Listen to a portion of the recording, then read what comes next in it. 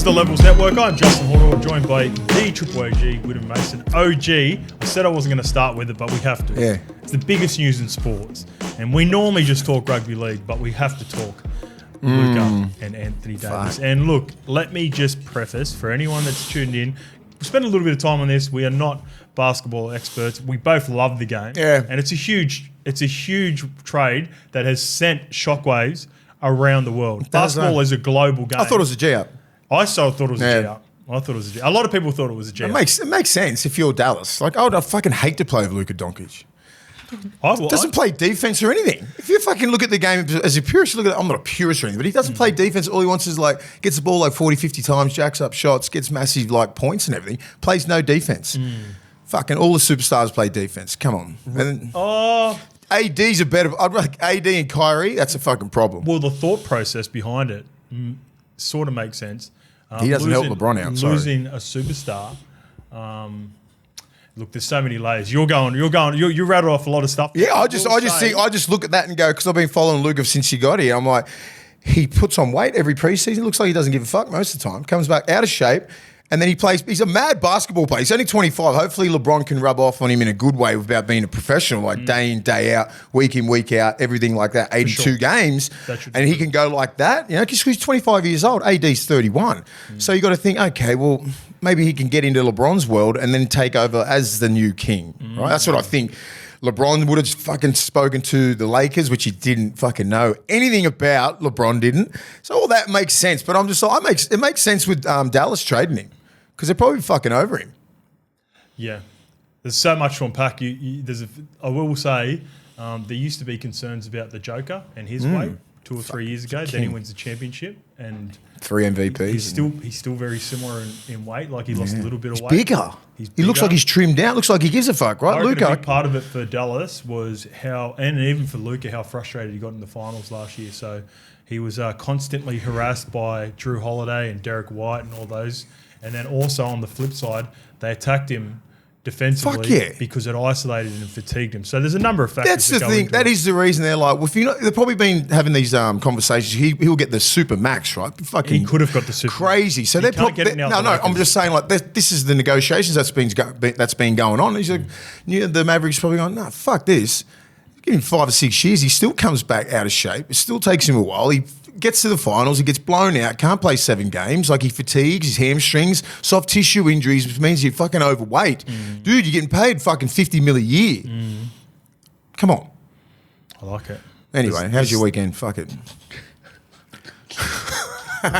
Love you, Luka. I said we weren't going to talk about it because the first thing when we walked in, he's like, he's fat. He's going to be overpaid. I fucking knew it. I knew it was coming, mate. There will be a lot of Luka fans. Yeah, well, they're probably the fucking guys who just watch him jack up threes and do all the fucking cool shit. Instead of 50% of that game is what? Defense. It's just like being an NRL player. He's a mad attacker, but he fucking can't tackle. There are a lot of superstars, though, in the basketball. Yeah, a lot of like even LeBron, a lot of plays to an off. Extent, like when he turns it on, you got block shots and all that sort of stuff, and chasing people down. Yeah. But it's all about conserving energy. He also, he might get a role player to defend up on a gun so he can conserve energy. But Luka, he did get he for sure got isolated and targeted in the final series against. Like anytime Jalen Brown and Tatum got the ball, they did the pick and roll to get him to switch onto him, and then they. It's a longevity too. So 82 games and plus getting into the finals and everything. Like by the time of the end of the year, like he's done. He's cool because his body can't keep up.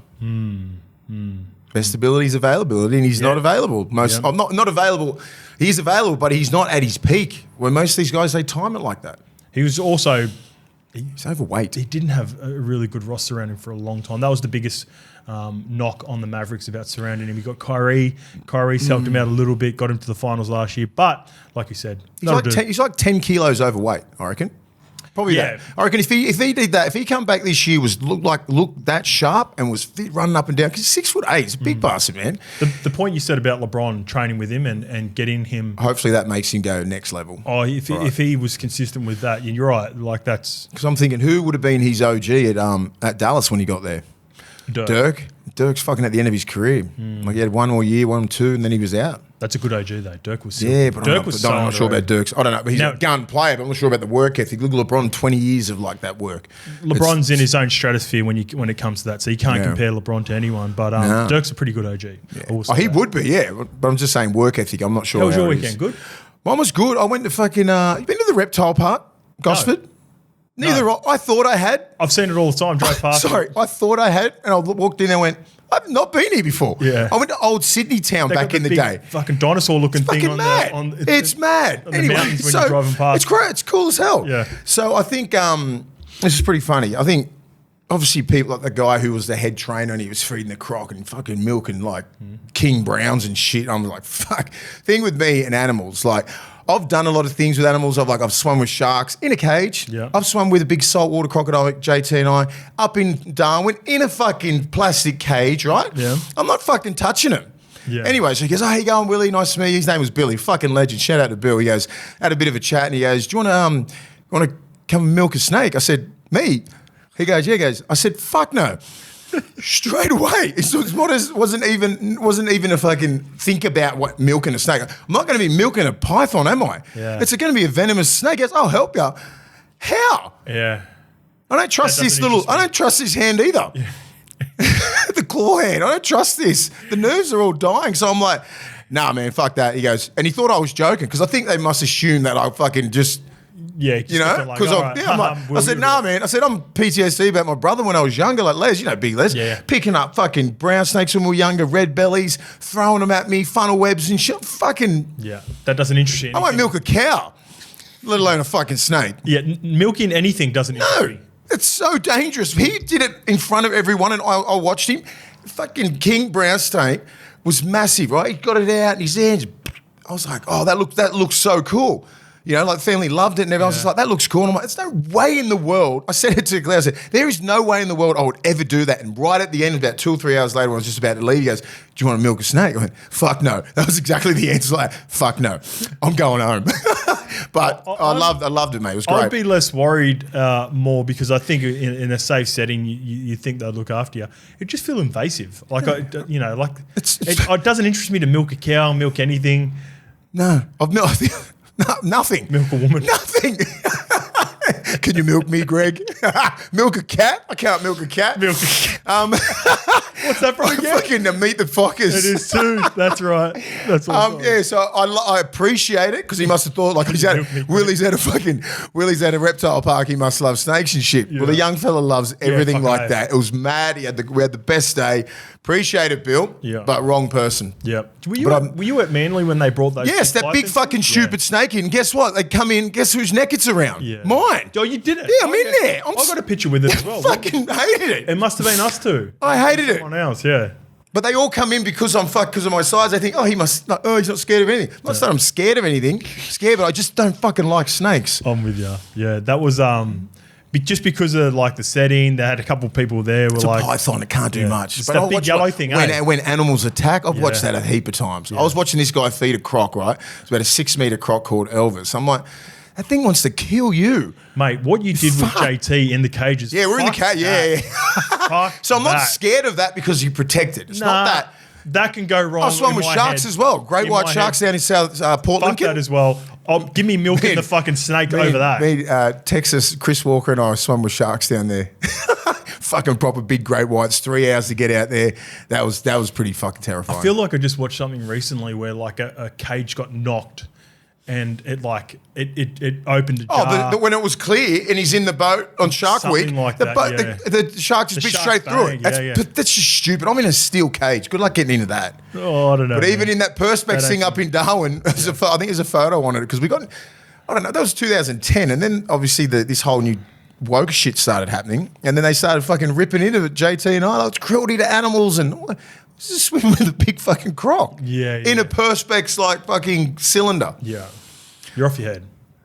That was fun. Nah, that's worse than milk the snake every day of the week. All right. Before we get into the show. Anyway, sorry. Take your family up there. Mad. I will. Yeah, it's cool. Yeah. It's a cool joint. Look out for Billy. Yeah, Bill will get you. Hey, Willie. Willie said come and milk a snake. Fuck, no.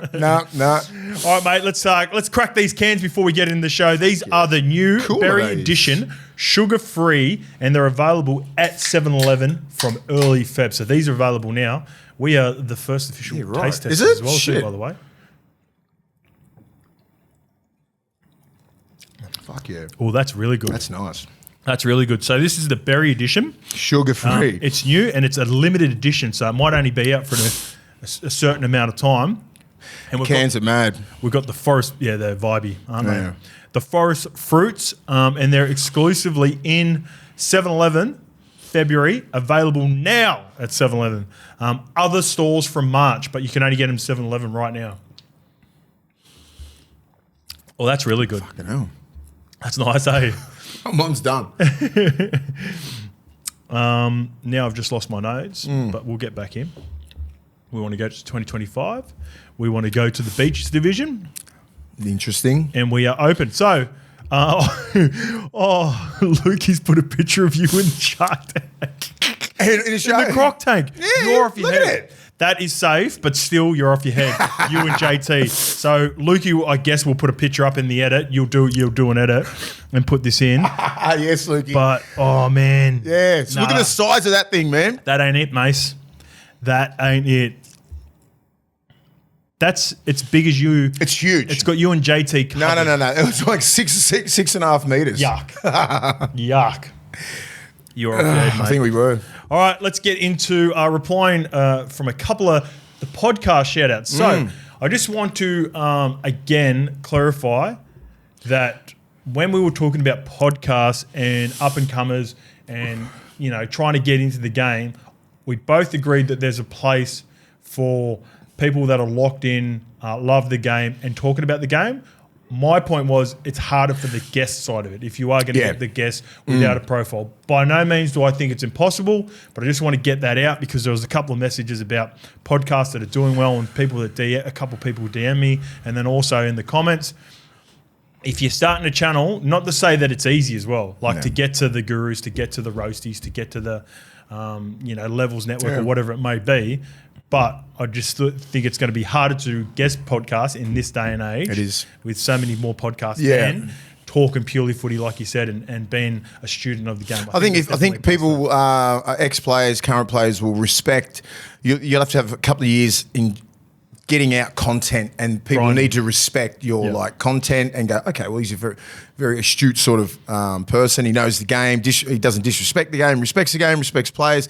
Then they look at that and they go, yeah, I could get on that platform. Yep, agreed. So here are a couple of shout outs. This comes from our audience, from podcasts that have, that are doing really well. So this one comes from Tahi Bro. The YouTube channel Was Up TV is doing well for the first season. Now their second season, and Ash Thomas has a good show too. So there's a shout out for Was Up TV. Josh Pryce got a couple. With regards to the podcast battlers, the Fifth and Last boys have been doing amazing work for years and really break down the sides and the games. Used to be two brothers, one being Brock Shepherd. That name rings a bell. I'm sure he's got a bit of first grade experience, or at least played in. Oh, here we go. Who just put on as the Raiders New South Wales Cup coach. So there you go. Off the back of the potty. Jason Murphy reckons, shout out to the League of Inches podcast for everything NRL, Supercoach and NRLW. Mike Witkowski, the Screaming Eagles podcast, bro. Ha ha ha. Yeah, that's funny. Yeah, I'm saying that. Is that a good one, isn't it? Josh Pryor, sorry, not another late admission, not another fucking rugby league podcast deserves a shout out. And this is a couple of Newcastle ones are pretty good too. Alumni in Brooks. The man Brooksy from SEN, Barney and Philby. We've got, this one comes from James Istanbuli. Ojabez Couch, is that how you pronounce that? Ojabez? That's it must be a Muslim pronunciation for something. It's Hectic Fred. Basically Hectic Fred, and he reached out and wrote in the comments he was appreciative of the messages. And the Cast Patrol, obviously those boys reposted the content from the weekend.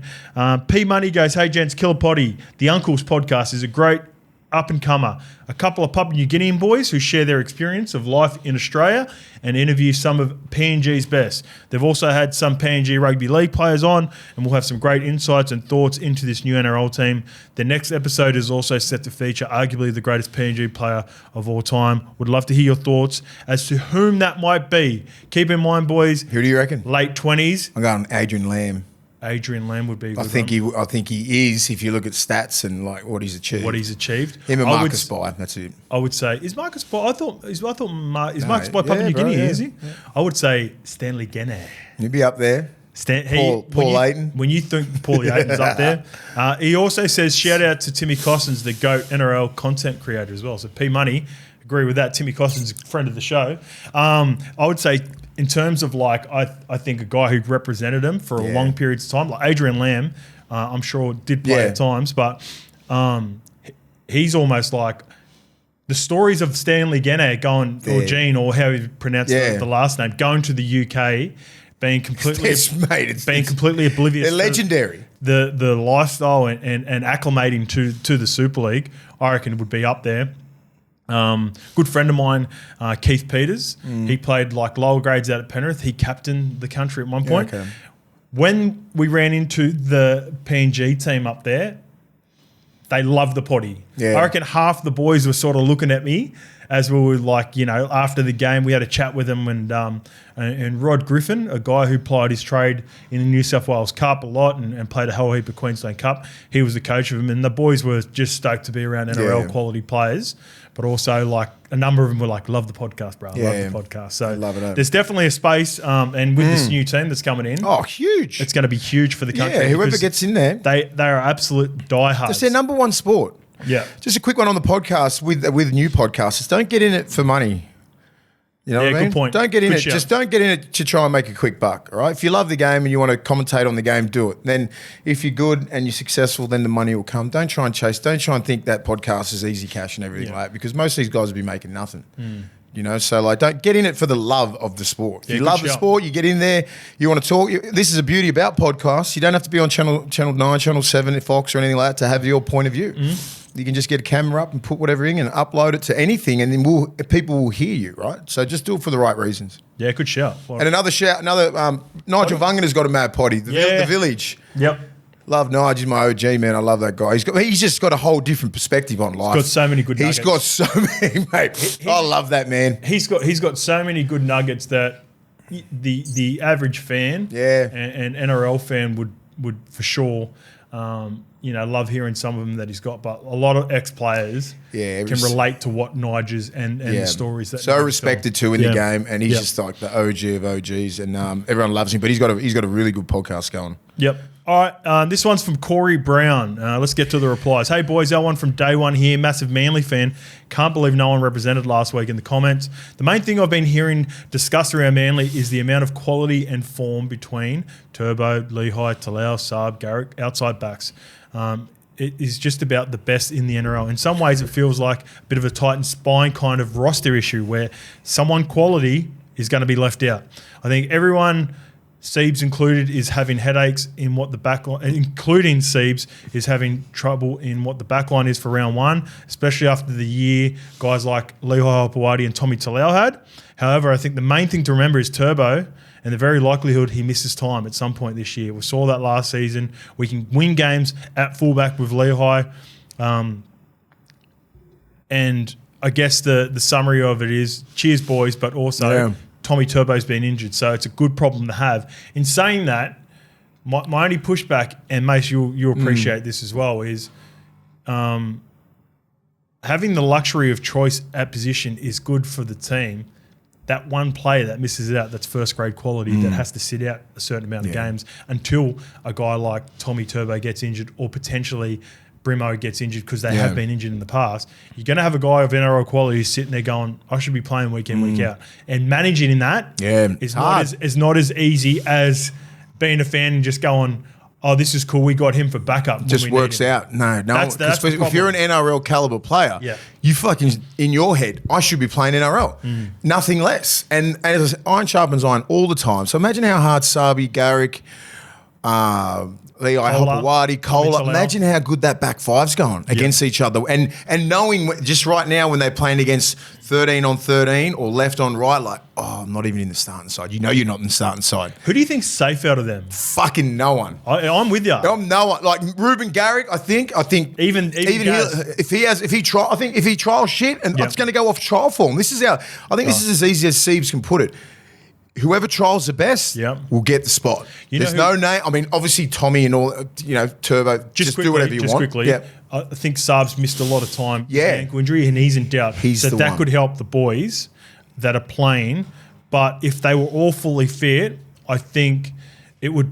Tommy Turbo is the only one that's safe. And I think Saab and Lehigh Hopewadi are in the biggest because they're both going to be going for the wing. Okay. I just think that. And Sabi's come back from injury. And they both know how important it is to start this year off. Yeah. And you don't want to be in reserve grade. So every training session is going to count from here on in. The trials are definitely going to count. You know a thing that factors in as well, and I don't know if he's been re-upped, but this is just a part of the game, whether you like it or not. I think Tommy Talau was outstanding last year, but he would be on the least amount of coin because of the situation coming over from the Tigers.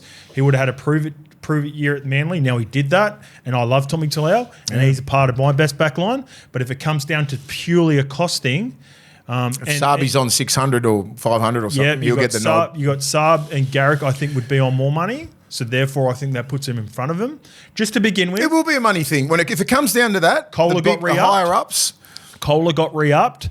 And I think Lehigh Hopewadi is a guy that they're going to just target and try to get a deal done with as quickly as possible. What position is Lehigh? So therefore, you want to be playing him as much. Lehigh's best position is fullback, but he can be in this day and age, you can see you make way. Taruva was a gun fullback coming through, and he did a really good job. He wants to play first grade, so he played on the wing and still was effective. Fletcher Sharpe's best position is probably fullback, but guess what? There's a guy called Kalen Palmer, so he's going to have to play on the wing or he's going to have to play 5'8". What? There's so many good fullbacks that are coming through. You have to adapt and change position. They're very adaptable, but these young kids now. Fullback, just saying, they can play anywhere in the back five. They just want to play first grade. Yep. And then if that gap opens up, Turbo in a couple of years, 3 or 4 years, retires or anything like that. How old's Turbo now? 28, 29? Turbo would be... He'd be pushing 30, right? He'd be pushing 30. Has to. Yeah. Because he's been around since 14. 29. Yeah, well, He debuted in 14 or 15? 15 when I was there. Yeah. And that's 10 years. So he's got to be pushing 30. So just say two years, Lehigh or Kohler's playing on the wing or centre, and then they'll just adapt to that. But until then, there was chat a couple of weeks ago. This is all just like rumour stuff. So if DCE was to finish up, because I believe he's up at the end of this year, and that's going to be very tricky negotiations at this point of his career for sure. Yeah. And age-wise and that. But there was chat. Jakey couldn't have too much left in him. Jakey's another tough one. Fucking oath. He's played. It's not about how many games and that. It's the amount of minutes that guy's played, the amount of tackles he's had. Dude. Yeah. Age. Fucking triple. He was. He's nowhere near effective with the ball playing when he first hit the scene. Jakey was underrated, silky. Fucking silky player. But Father Time's undefeated. Yeah. Huge. And even Turbo with the injury history. All three of the big guns, they've been on a mill there. It's like... They need a premiership to solidify that money. They do. But easier, and that's with most clubs as well. Yep. And you're like, fuck. But contract negotiations for all three of those guys after their finish, I think Ches is this year potentially... Jakey and Turbo. They'll take a knock to stay there for whatever. Like they just love the club, especially the Turbo boys, the Trebojeviches. They will stay there, fucking near play for nothing. Well, Tommy was even tossing that up at the back end. Yeah, I'll take a hit to stay. Like so, they're never leaving the beaches. Yeah, and like once if they said, "Oh, we're not going to offer you a contract," Jakey will probably retire. Yeah, I reckon he's got that. He's got that in him. He's just like he's put his heart. I know his heart and he'll probably play for fucking Monavale. Do you know what I mean? He would. He just loves that club like the most heart and soul of that club. You know, you rarely see those guys come through now. He's one of a kind. I love Jake. He's one of the best humans I've met in my whole fucking 25 years of rugby league. Yeah, he's one of the most genuine. That whole Trebojevic family, mate. There's people that say they love the game, and then there's Jake. You love the game, and then there's Jake up there. You think you love the game? No, I've played with Jake. Watch this kid. I've seen him as a rookie come through and like nearly in tears. Love him when you win and lose, tears out of joy and tears out of not being able to achieve what the players before achieved. So, but going back to it, the question I was going to ask you, they were flirting around with potentially Turbo if Ches does move on, Brooksy to 7, Turbo to 6, and then Leo can go to fullback. Do you think Turbo that could work? Does Turbo want to play there? Well, it's a hypothetical. Yeah, I know. That could work. If they don't have anyone else coming up through the ranks. Yeah. Because you could easily just throw Turbo in the centres. Well, they got that young kid. I think it's Joey Walsh from Rugby Union that they're high on as well. It's a big difference. Turbo to 6 would give you like GI vibes, wouldn't it? Yeah, it'd be really unstoppable. Remember he threw Jamie Soward in the 10th row? Threw everyone. Not when he scored that try, but was the grand final when he went he got the Clive Churchill at 6, didn't he? Yeah, and he got South. They didn't play in the grand final. No. He got him at the start of the year. Yeah, it was round 1 or something. I was like, what? But then he does someone in the grand final down the edge. Yeah, on that left edge, I don't know. Who'd they play? Was it Parra? No, because I felt like it was 2008. 7? Manly. 7. It was someone at Manly. Yeah. Robertson. Michael Robinson. The winger. It was Michael Robinson, Yeah, he carves. Gee, I was a king, man. Do yourself a favour if you're an outside back, young kid at home, whatever. Watch his highlights. I'm on one of his highlights. Watch his fucking YouTube highlights. With the kick chase with Rennie. Yeah. Rennie put the handbrake on and just let the keep on running. He's fucking unstoppable, that man. All right, this one comes from Andrew Pearce. Evening, gents. UK resident here. Love the podcast. I consider this to be the most informative of the NRL podcast, giving a real insight what makes an NRL team function. Manly question. What did you make of Nathan Brown's season? Do you think he has part to play for Manly this year? Triple AG, I hope everything went well for you during the assessment. Yeah. Prayers from the Pom. PS Scope. Triple AG, I love the obvious humility of this podcast. It makes this all rather wonderful to listen to. That's really nice, Andrew Pearce. Yeah. And just quickly on that, how'd the test go last week? It was successful. It was good. Like I told you boys, thanks for messaging me, but yeah, it's pretty daunting, man. You're going in there, you're getting assessed, right? Your brain, all your memory, all these games that they play. It's nearly 1.5, 2 hours of all this shit. So you got to concentrate. Did you feel any more comfortable because you talked about that from test 2 to test 3, knowing that this is coming up? And no, any practice, a little bit. Any preparation? No, you can't. You can't because you think you're like, you try and remember it. Like it was 5 years ago. You fucking can't remember the test. I know a couple of things when you have to. It gives you something to draw. He'll give you random like. You play word association. It's quite easy, right? Like if you want to remember stuff, that's how I try and remember stuff, right? So he'll give you like 15 random words that aren't associated with anything. This is after a bit of a chit chat, and he'll try and throw you off with other things, then go bang, come back. Yeah. I'm like, fuck. And you do that like 4 or 5 times during the thing. Yeah. Remember the words? I'm just fucking. And how my brain works, so I've got ADHD, right? He goes, so just say if you said the first 15 words, you said the first 4, I'd get the first 4, and then he might as well not even say anything in the middle, and then I'll get the last 3. I'm with you.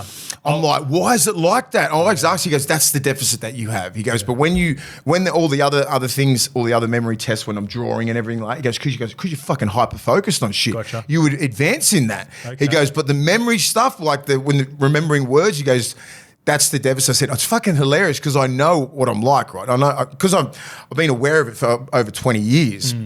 Even me like listening to you all the time because it's engaging. I fucking love it. Yeah, gotcha. Because if you throw 15 words at me, I'm fucking tapped out by the 4th one. I'm with you though. Yeah, but most of us have got that, right? Yeah. And he goes, is that common? Yes, it's very common. It's very common. Regardless of footy players? Yeah. Okay. He goes, but mostly footy players have that deficit, right? He goes, you can concentrate, but he goes, if it's not engaging, you tap out. Yeah. That's why you're getting 3 or 4 here, missing about 7, and then getting the last couple. Gotcha. All the time. Other things where I'm just like, draw this and like copy this, all these other things. He goes, you advance all the time. Because you're fucking hyper-focused on it. If it's like copy and paste sort of stuff, like draw that, do this, like a heap of these other little tests, it was all right. And then the MRI goes, fucking ages. Fuck, it's like an hour and 10 minutes in that. The way you started that, I thought you were going to say something bad about it, but no. The longevity of the time it took. It was a long time. I haven't been to MRI for ages. But tests are all good? Tests are all good. They give you the test straight back on the email. He goes, you've improved all the time. Like in the last test, last was 2019, so 2014 was the first one. He goes, you're the first one to do 3. If anyone's watching, is there anything you can recommend? Will you be I love the education that he gives me. He goes, I said, like, why am I okay and doing all right? He goes, your diet's good. Yep. He goes, you look healthy, you look in shape. he goes, and I told him, I said, look, I did a fucking film this year. I do Channel 7 stuff, presenting stuff. I do a podcast, I do coaching. He goes, that's the secret. He goes, you're doing a lot of things, which is like testing your brain all the time. Brain's like a muscle. As I said it before, you want big arms, do arm curls. You want a big, smart brain, healthy brain. Fucking feed it. Back to the first question. Nathan Brown. Was he still there? Yeah, he's there. Yeah. He fucking killed it last year. He was amazing. He got a couple of years. Good on him. He was on a training trial deal. Yeah, I know. That's amazing. Hopefully he just comes out with the same energy. I don't think they want that much from him, probably about 30 minutes a game. Yep. 30 or 40, just intent and intensity and getting that Paseka guy up on his level. You know, he needs to take him with him. A lot of people with you on the Paseka tape. He's one of those guys, I think, even if you're not a Manly fan, and just because of the sheer size of him, playing for Tonga, also had the opportunity to represent, like he's eligible to represent New South Wales. And like I said in our conversation, everyone just wants to see him take the next step. So that did really well, that one. Yeah. All right, this one comes from Sports Crazy JJ. Carter Gordon could make a great 14 off the bench as he acclimates to the NRL from Super Rugby, covering both the back line and back row in a similar way people talk about Matt Burton. He's very similar size to Matt Burton, so it's a good comparison. As a 10 in rugby union, I could easily see him being the 7 alongside Campbell for the future, as he already has the kicking game and from fly half would steer the Rebels Wallabies around the field for 80 minutes on game day. So there's a guy, Sports Crazy, who watches both sports. And I will say that Brimo has sort of echoed a lot of the stuff that Sports Crazy has been saying.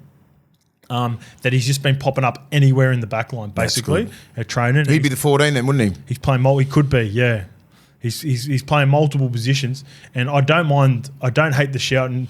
Like he's and without fucking sounding like I'm huge, he's my size. He's 6'3". He's 6'3", 100 kilos. Yeah, he's a birdo then. So you can play back row like easy. Depends if he wants to, but yeah, that's a different thing. You'd be staying in the back line as long as you can, Carter. I think ideally they'd love to see him learn the game and forge himself in halves. Give him some time.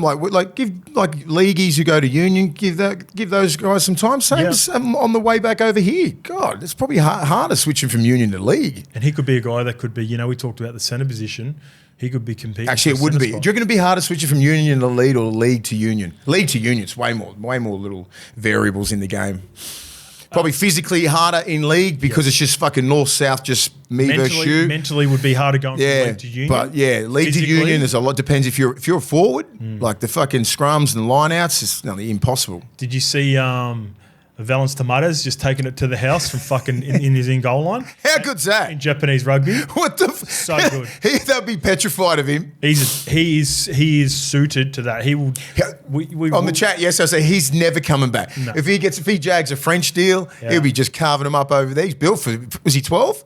Yeah, he'd be 12. Yeah, he'd be 12. Just crash ball. Fuck, he's strong, man. He would get hits hard. He could get €1 million for a season. Yeah, that's what I mean. He'd be silly if he come back. Yeah.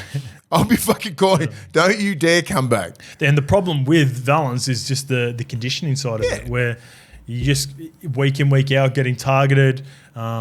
Yes, like it just didn't suit his body shape. But there is no down games. And he's got a background, so he knows the game. There is no down games in our game, in NRL. Every week, every single, if you're at the top of the food chain, then you got Origin, then you got Tests. It's just non-stop for the premier players. The one in the 1%, the New South Wales players, Queensland, Australian players, Tonga, Samoa, all that kind of stuff. Like, fuck, you don't stop, man. He had some nice training sessions. Games, he did have. He had moments of like, you're like, fuck, if he lost 10 kilo, that kid could be anything. Yeah. But he looks like he's lost 10 kilos. More or is he? The jersey looks better than the red. I just don't. Yeah, maybe the white. The red was terrible. Yeah, red looked. Didn't make him look ripped. The blue was a little bit dark blue suits him better. He fucking hit it. Well done, bro. And he can stay that size and just dominate union as well. Yeah. This one comes from Crex MPX. I've played against Fletcher Sharpe since under 7s, and he's always been in the halves. He made the change to fullback around 14s, 15s. Shit. So I think he will go well. Go Fletch. He's got the skill set. All right, that's good. Yep. Yeah. He could be anything. He could be. Can you imagine that pace on that left edge, right, with KP out the back? The one-on-ones? Where did Cogger play? Cogger played right, couldn't he? He plays right or left. Yeah, he played right for... Yeah. Gamble was right, and then Hastings was left. So when Cogger come on, but he could easily swap. Yeah. Whatever his best side is. So if you do have Fletcher Sharpe coming in playing 6, you're trying to make it as comfortable for him attack. But you Imagine, know what? Sorry. How many like really good plays where they just sweep both of them? Yeah. Like really late Fletcher and then KP real late. We'll say, here's what I'm thinking. Here's what I'm thinking. If you do go a guy like Cogger or Hastings, the more directional half through the middle, you'd probably want Fletcher Sharpe on the right because KP likes it on the left more predominantly. Yeah.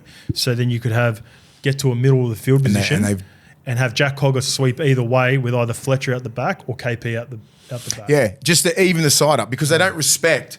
Just say if you got Hastings here and you got KP here, they're going to flip one. They'll flip. No matter where KP is, you're going to flip to KP. Yeah, but I'm just saying, just say if you got a Fletcher Sharpe on your right side, you're not flipping because he's going to smoke your A's and your B's. That's the difference. You're going to be more nervous, aren't you? You'll be nervous. So when you see like Hastings or even Cogger on a short side, if they're the left post or anything, when it's like a 5-5, he's just going to flip one. Yeah. Because of KP, even though KP will be hiding behind the ruck as much as he can, they don't care. They'll call you bluff. Whereas a really good side, if you got Fletcher there, you'd be like, you got to keep one because he's going to burn all of us. Yeah. And then you got Gags on that. You've got Gags and you got Frizz there. Yeah. And you got they've got a good right side there. They've got good left side, good fucking finishers. So you're gonna have to account for Fletcher Sharpe if he's in that front line and not sweeping around the back like KP. Yeah. Fuck's pretty dangerous if they get that shit right. But they need to get they need to get it right from day one. I reckon they need to. It's not necessarily about getting. Well, yeah, you got to get it the 7 right. You got whoever the 7 is. But whatever it is, you got to stick to it. Whatever decision you make, give it more than 10 games. Get to Magic Round, please. Don't worry about 10. They didn't even get 3 games at the start of the year before swapping and changing. Right. The combination's got 3 games max. Okay, so that's the problem. I mean, just get it right straight away. That's what training's for. Also, this one's from Carlin Isles, and he's sort of the forgotten guy now as well because he had a bit of a crack. Carlin, it's spelt not like the sprinter. The sprinter, yeah. No. The sevens players. Boys love the potty. Just wondering, where do you think Will Pryce fits into the Knights' plans? He's supremely talented, but also AOB seems to want halves that are creative players. Pryce at 6, Ponga at 1, Sharpe on the wing, where he's been great at backfield carries, would be the best lineup in my opinion. What's your thoughts? I don't hate that either. I don't hate it either. Similar to the way we view Fletcher Sharpe being there on the right. I do think Will Pryce has some X factor. Yeah. Defensively, again, like a lot of young players, he got exposed there last year. So, Adam O'Brien had him for 3 or 4 games and then removed him again. So whatever you do decide, I don't hate Cogger, Pryce. Talent. Just get the talent right. And then having a guy like Fletcher Sharpe just popping up. So in the right place, just get it in the right place. Yeah. And they should be good. Yeah. All right, this one comes from Blessed DJ Aravani. I have a 3-part question for WOG. I think I shortened this. This is way too long. Plus one more for the Kiwi Prince. Everyone associates Melbourne with champion players because of the big 3. Do you think that made them seem better than they actually were? If you look across the park outside of the big 4, so I guess he's thinking Pap, Munster, Rome. The old one, or maybe new one? Yeah, maybe the new big 4. Yeah, got to be the new big 4. I was trying to think if he was adding GI. There was never a great big 4 like back. I mean, GI was but he was in the centre, so it wasn't the whole spine. Anyway, so they had a lot of fringe players. Comparing that to Penrith's dynasty, Penrith has had great players across the entire park. Do you think that the difference is why Melbourne struggled to go back to back? So I guess what he's saying in a way is that Melbourne have been more top heavy, where Penrith have still had stars in their key positions, but then the surrounding players are more of a 7, 8 out of 10 rather than dropping dramatically to 6, 5, 6, 7s. Also, people often mention how the Panthers lose players every year, but if you look at Melbourne, they've lost some absolute game changers. Tino's one, Nico Hines is another, who have made huge impacts at other clubs. Yeah. Why aren't those Melbourne players' losses talked about as much? This is where he's got me, and I'm with you, and they deserve more respect for this, but then this take is not it. Arguably, the players Melbourne lost each year are better than those of Penrith, and then that's where I push back. Penrith have lost 2 to 3 stars every year. 5 years. Thanks for the great contact, boys. Always on time. Love your work, Charlie. Charlie, really good. Some really good points there. And Melbourne deserves some respect. And there's some really good points. But the last bit, Penrith have lost in the last couple of years. James Fisher-Harris, Jerome Luai, Stephen Crichton, Alpi Carousel, Matt Burton, Viliami Kikau. The list goes on. That's enough. They've lost so many stars. You cannot say, even though Melbourne lost Tino. Is he trying to feel sorry for Melbourne? I guess, sort of, in a way? I guess Melbourne's the most highly respected fucking team in the NRL, probably ever. No, so what he's saying is Melbourne deserve a little bit more respect. Get the most respect. As well. But in saying that, they didn't lose anyone last year and they got Stefano. So they always have. They've always had respect because of the fact that they first off, they lost the original big three and they've come back with a big fucking four. Yeah. I mean, they lost the four. You know what I mean? They lost GI. They lost, they've always lost some players, but they just keep on. That's why they're the best fucking club in sports history in Australia. Yeah. Like they're top 5 in the world.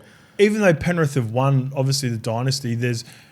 You can get the conversation is legitimate in comparing the two now because Melbourne have done it for a lot longer, sustained success. Now they haven't been able to do the 2 generations, the 3-peat, the 4-peat, and all that. But comparing the two franchises is pretty cool now. Like it's a good conversation. I think Melbourne. It's a good pub discussion. I think Melbourne back just say when they first started their dynasty back 2006. That whole era there's a lot more stacked teams. Do you know what I mean? Like it seems like there's been a two-headed race for the last 5 years, or Penrith and whoever else comes there.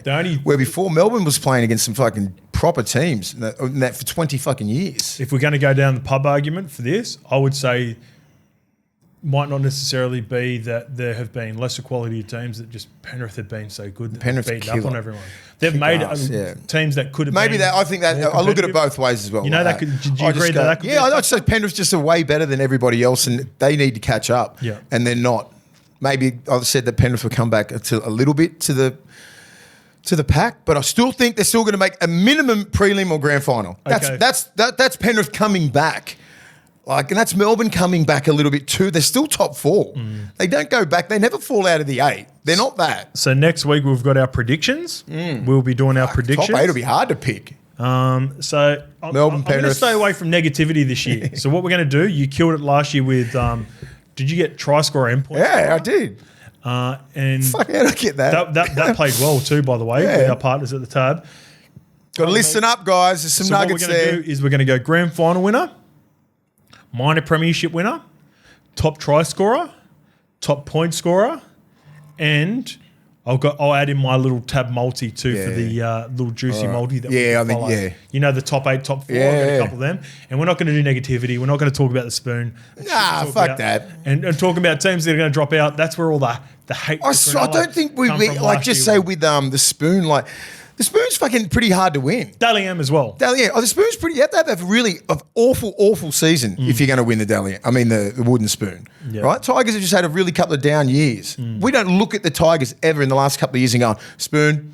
Do you know what I mean? We're like, that's a top 8 team. Well, there's 4 or 5 teams that we're like, they're a part of it. You could have your roster could be pretty shit compared to like the top 4, and then you have some players way out of form and injuries. That's how you get the spoon. Yeah. It's fucking, like, as I said, you don't just, no one prepares. Everyone thinks right now in preseason, we're a chance to win the comp. Nothing worse than how you feeling right now? Yeah. Week 3, week 4 after Chris, everyone's like, we're winning the comp. How good how the dogs looking? Fucking amazing, if you ask me. I watch them train and shit, I'm going, they look like a proper contender, if you ask me. But if I went to Cronulla, someone else in the pathways there or whatever, they look sharp, man. Everyone looks fucking sharp. How sharp do you look round 20? Fletcher? No. How Fletcher do you look after Origin? All right? All right, let's get to this one. This one's from Lukey Stowe. Fun edition. 91-46 at halftime between Cleveland and Dallas. Holy shit. What? Cleveland a gun. So Lukey. Cleveland are fucking good, but. Yeah, but AD wouldn't be playing in that game too because is he playing in that game, Lukey? No. So the Cavs are beating Dallas Mavericks 91-46. Everyone in that franchise would be rattled. Fans. Mavericks? Rattled? I reckon fans more so because Luka is the golden child. I thought he was staying there for like Dirk, honestly. Like I feel sick for Dallas, and I'm not even a Mavs fan because like Luka's been the guy I've had multiple plays on Luka responsively.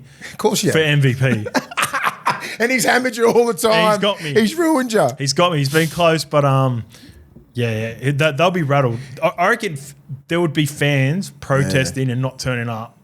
How many years did he sign? Sorry for going off topic. How many years? He signed him, is he signed him? No, he's just been traded. So he's going to work it out. The contracts. He can't sign the Supermax though. Imagine how many Luka jerseys just got sold right now. He would have made the money back straight away. Lakers. Oh, So 77 smart. fucking Lakers jersey. Bro. Stop it. It'll be the highest selling. That's why you look What at do it like you look at it like AD's jerseys getting not in as Dallas? much as the Lakers, bro. Not even close. Do you know what I mean? Like, because the Lakers are just a storied franchise. It's historic. It's everything, right? But it's the level of also, and this is not a knock on AD as well, but like people in Dallas would be furious getting AD. Yeah. And AD's a gun. but- AD's fucking. He's the truth, mate. He's the best. Yeah. Paul Pierce. All right, this Gets one back comes- on the footy. This one comes from Little Relgo. Yeah, And he says, Raga. Grit and tacos. He does. Grit and tacos. Love the show. Melbourne fan here with a question about my two favourite players. Both Jack Howarth and Alec McDonald seem to want to play Origin while also having ties to New Zealand. Would love to hear Hull Kingston Rovers great Willie Mason's thoughts on picking Origin eligibility over country. Part two of the question, who is most likely to play Origin this year out of three names? Trent Liero, Yep. Stefano Utoikamanu, and Jack Howarth. Well, Stefano's already played. But I think he's a massive chance if he lives up But to his this year. This expectation. year. Not to debut. I but think play. Liero. I think Liero Simply as well. because Queensland lost. Yep. That's about it. I think Stefano, he's got to earn his way back into the New South Wales side. Yeah. Because who was the Agree. starters in game 3? Payne and Jake and Jakey. Payne. So there's a spot with Jakey for sure. Yeah, so Jakey's not depends. guaranteed anything now with Loz being there. Yeah, I think Yowie will be he'll be lock for lock. yeah. Spencer off the bench. Who are we missing? We're missing someone obvious. You got to know. But back to eligibility, probably couldn't talk to anyone better than me because I'm in that position, right? When I was younger, born in New Zealand, Polynesian descent, like mum's Tongan Samoan, dad was an Aussie. Do you know what I mean? So But back in the 2000s, late 90s, it wasn't a big fucking deal. I mean, I always wanted to play for Australia because of my old man, right? And I was born in New Zealand, moved over here when I was 5. So I could have easily, I told you when Gary Freeman tried to get Tamana Tahu and myself there for the 2000 World Cup when we were real young, right? And I was like, fuck, that's a big deal, right? You're fucking 18, 19 years old, get to play for New Zealand. I'm like, but my heart didn't lie in New Zealand. And my old man just passed away and I was like, I want to play for Australia because of him. Yeah. Right? And I was raised. And I was set up better for you where you could play for Australia Origin and then also represent Tonga every year. And I did, and I was proud enough to represent Tonga in my first World Cup in 2000. So that was great. But some of these young kids, it just depends where their heart lies, mate. You know, with these young kids, they'll have ties to New Zealand, but like if you come over here when you're 15, 16, The allure of Origin is so strong. but if you come over when you're 5 or 6. Yeah. You don't have any ties to New Zealand unless your parents are Kiwis, bro. Yeah. You know, and that's it. Like you know, that's about it. But and the lure of Origin, as you said, is so strong because it's the pinnacle of the game. The whole narrative is that, right? It is, and it fucking is. So if you want to play and you want to prove yourself to be the best of the best, right now, if you're a young kid. You're mixed up. That's why we always said New Zealand's going to cop the brunt of this eligibility stuff because when you're a young kid, just say if you're 10 years old now, just say in 10 more years, and you just say if you're raised in New Zealand and you come over to Australia and you're like, I want to play Origin. So you can continually play for the islands. I'm more talking about islander-based Kiwis, you know what I mean? They come over here like the Spencer Lenyus and they go, fuck, I can still play Origin and play for Samoa. Come on. These two are a little bit different because Jack Howarth and McDonald would be Kiwis or Origin only, and then Australia. So that's Jack a hard Howarth one, man. Jack Howarth was born in Queensland. I looked it up. Alec McDonald's a strange one, and I don't mean this disrespectfully. He's a great toiler down at Melbourne, but I would think if I'm Alec McDonald, probably not going to play Origin. 100%. I'll be looking at if I was him, I'll be thinking. Depends how much his ties to New Zealand is. Like, is he born there? Yeah, he's born there. Yeah, he's born there, in probably Auckland, Kiwi. Like people play for New Zealand. I think it's more realistic for him to play for New Zealand than it is to play Origin, and that's not a knock on New Zealand. I just think he would suit. I don't know. When I see him play, he just he'd suit Test football. Yeah, and I don't know. That sounds weird, but anyway, good luck to them. If they do, if they've whatever side they've picked, Liero, Stefano, and Health. We've gone with Liero, have we? Yeah, he's right on the cusp. I'll go he's Stefano. on the cusp, man. I'm going Stefano. I just think Stefano's already played. Yeah. So it's like it's his debut. No, who will play? It's not who will debut. Who will play Origin this year? And I'm going to go Stefano because I think there's a spot left vacant by Jakey. I don't think Jakey will make it this year. You don't reckon? No. And I would be looking at Stefano, and I'd be looking at a number of other players emerging. Oh, there's a few. Lindsay There's Smith, a shitload, yeah. Terrell May could have a big season at the Tigers. And really, They won't change much the New South Wales side. no, Lauries. Surely it couldn't. I don't think Laurie will make any shock changes. No. But Jakey would be the one that would be under pressure for sure because he only played 15, I know, 20 but minutes he's every the game. captain and everything like that. Yeah. He deserves another crack. Give him another Origin. All right, let's get to it. The YouTube questions. Oh, too, by the way, just quickly on this, James Tedesco, I heard this just as this on the camp, so the 3 new faces that hadn't played Origin were Mitch Kenny. He's fucking built for Origin, that kid. Who were the names? It's going to suck if he never plays Origin. It'll be like Victor Radley to me. Mitch Kenny. Yeah. This is annoying. Belongs in that I had arena. the names in my head. Lukey, can you check up the names that were invited, the new names to Origin camp that Laurie just had on the weekend? Oh, I know who you're talking about. I saw it. Tedesco wasn't there. I'm not sure if he wasn't invited. We'll get to that in a bit. Okay, all right. Mitchie Barnett didn't do it because of travel. Latrell had a charity thing on. Okay. But who were the names? Figured out the 3 new faces. Yeah. Were Mitch Kenny, which I hope he plays a part as well. Been high Mitch Kenny for the last couple of years. His teammate Lindsay Smith, who played for Australia last year, it's an obvious one. And Tyrone Wishart was invited to camp. That's it. That's the one. Yeah. I saw that yesterday. That's great. him. Yeah. And you said Teddy wasn't? I mean, So I'm Teddy, not and this is surprised. going back to the Teddy and ask you a question around this. Why would you want him there? Do you believe behind Dylan? So do you agree Dylan Edwards would be first choice, and would he be your first choice? Yeah. Would Teddy be your second choice if Dylan Edwards was unavailable? Yeah, I'd say so. But I don't think Teddy, you don't need to invite a Teddy into camp. You know, like just say if Dylan Edwards he plays one game, 2 games, then gets injured, Teddy comes in and just takes over because he's a vet. He's played a shitload of games, so there's no need for him to come into any camp at all.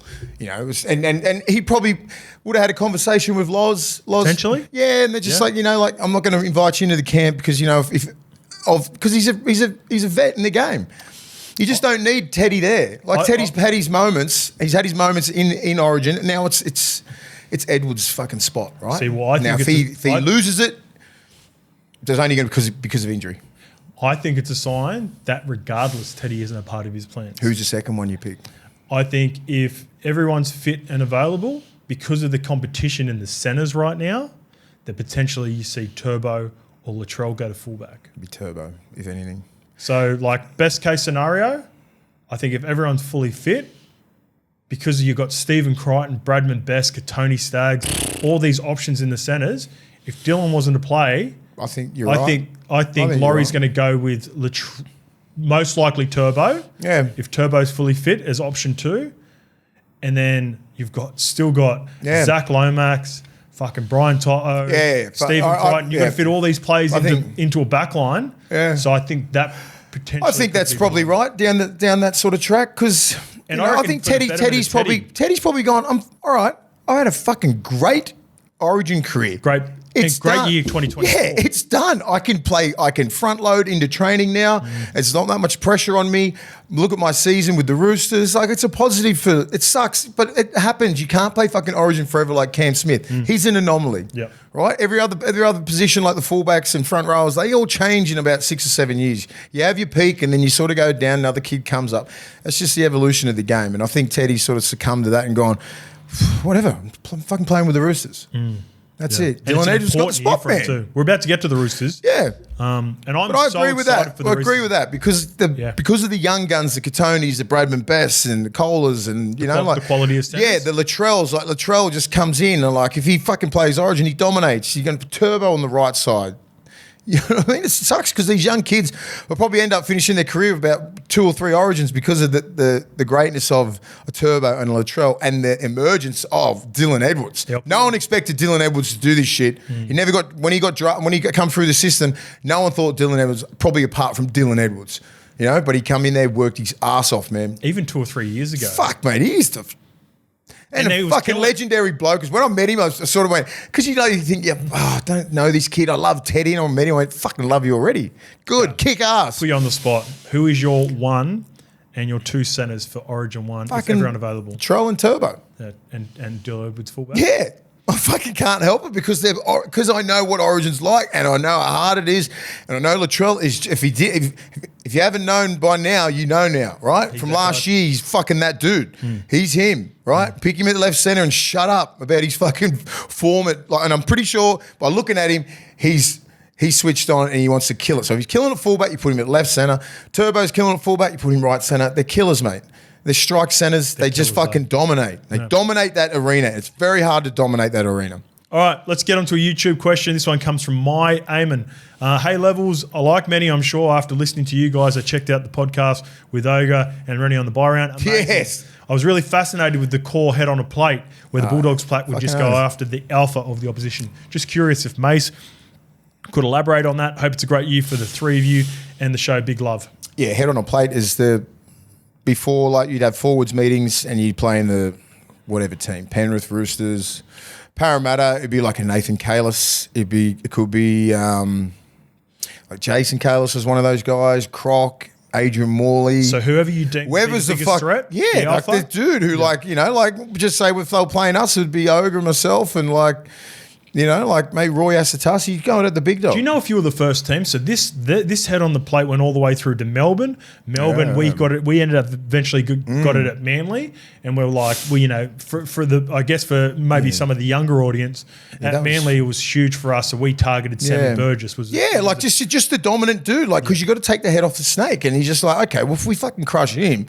because it goes both ways. They're trying to fucking kill you as well. Yeah. It's not like you're going out there. Your plan is to do that. They've got a plan to do that back. So whoever gets in first, whoever's got, like, you know, that pack mentality, right? It's like whoever's got each other's backs and you go at each other and you go. It might take 50, 60 minutes to get on top of a team. And the difference is, like, of course you're going to go after good players regardless, but it's just an alert that just you might be fatigued. It's a little bit your retreat might have just been a little bit off, but you turn around and you can see Mase is about to get the ball.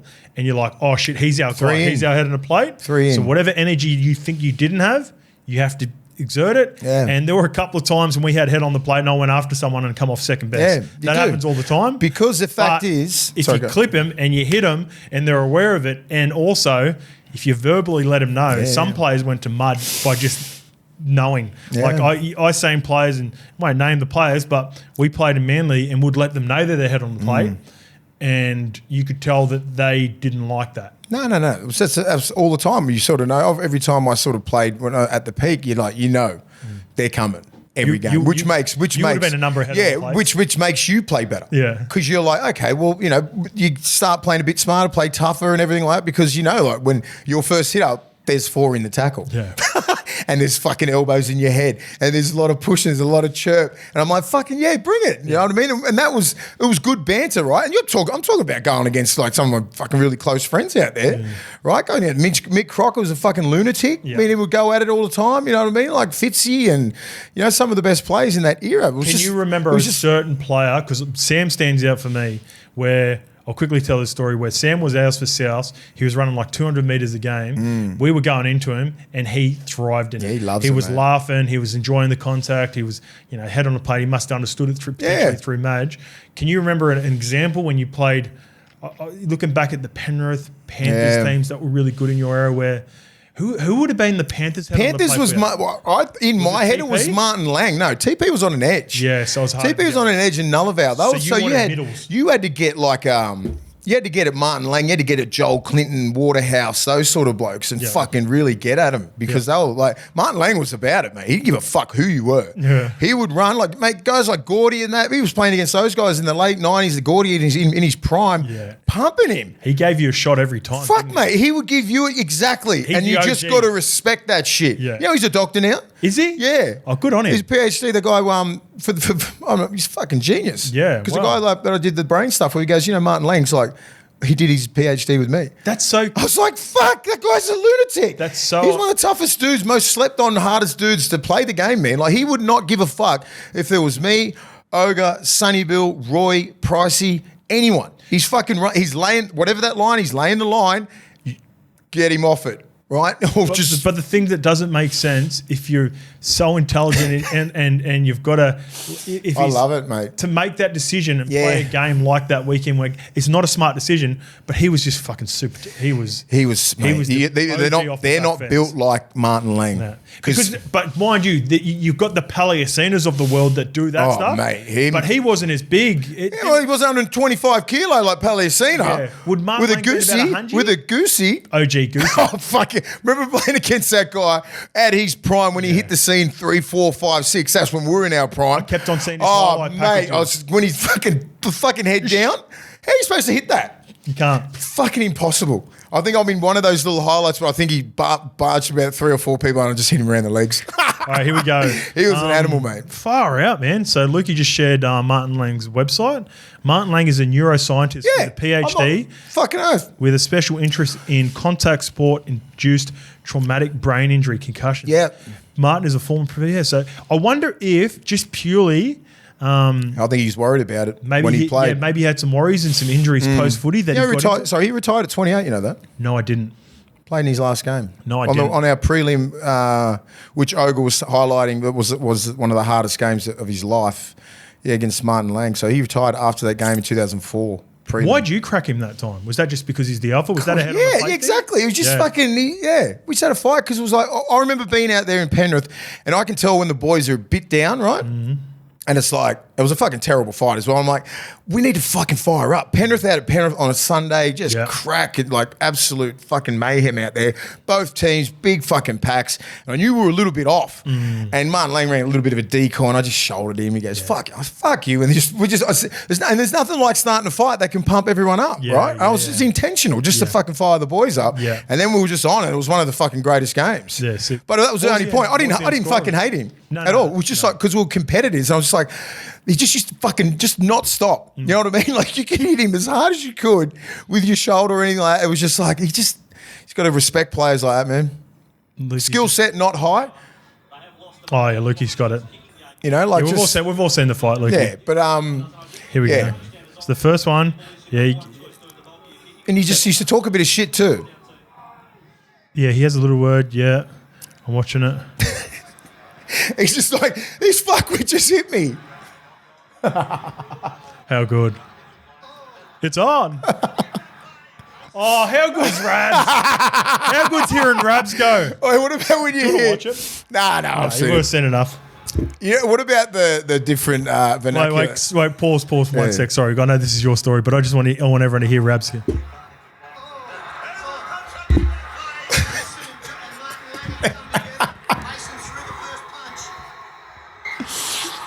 Wait. This Rabs is the GOAT. I miss him. Oh, I love Rabs. And Sterlo. And Gus, like on those. There's a bunch up. Did you remember that fight when I had with Fielden, right? Yeah. Hear what Gus goes, he got exactly what he deserved there.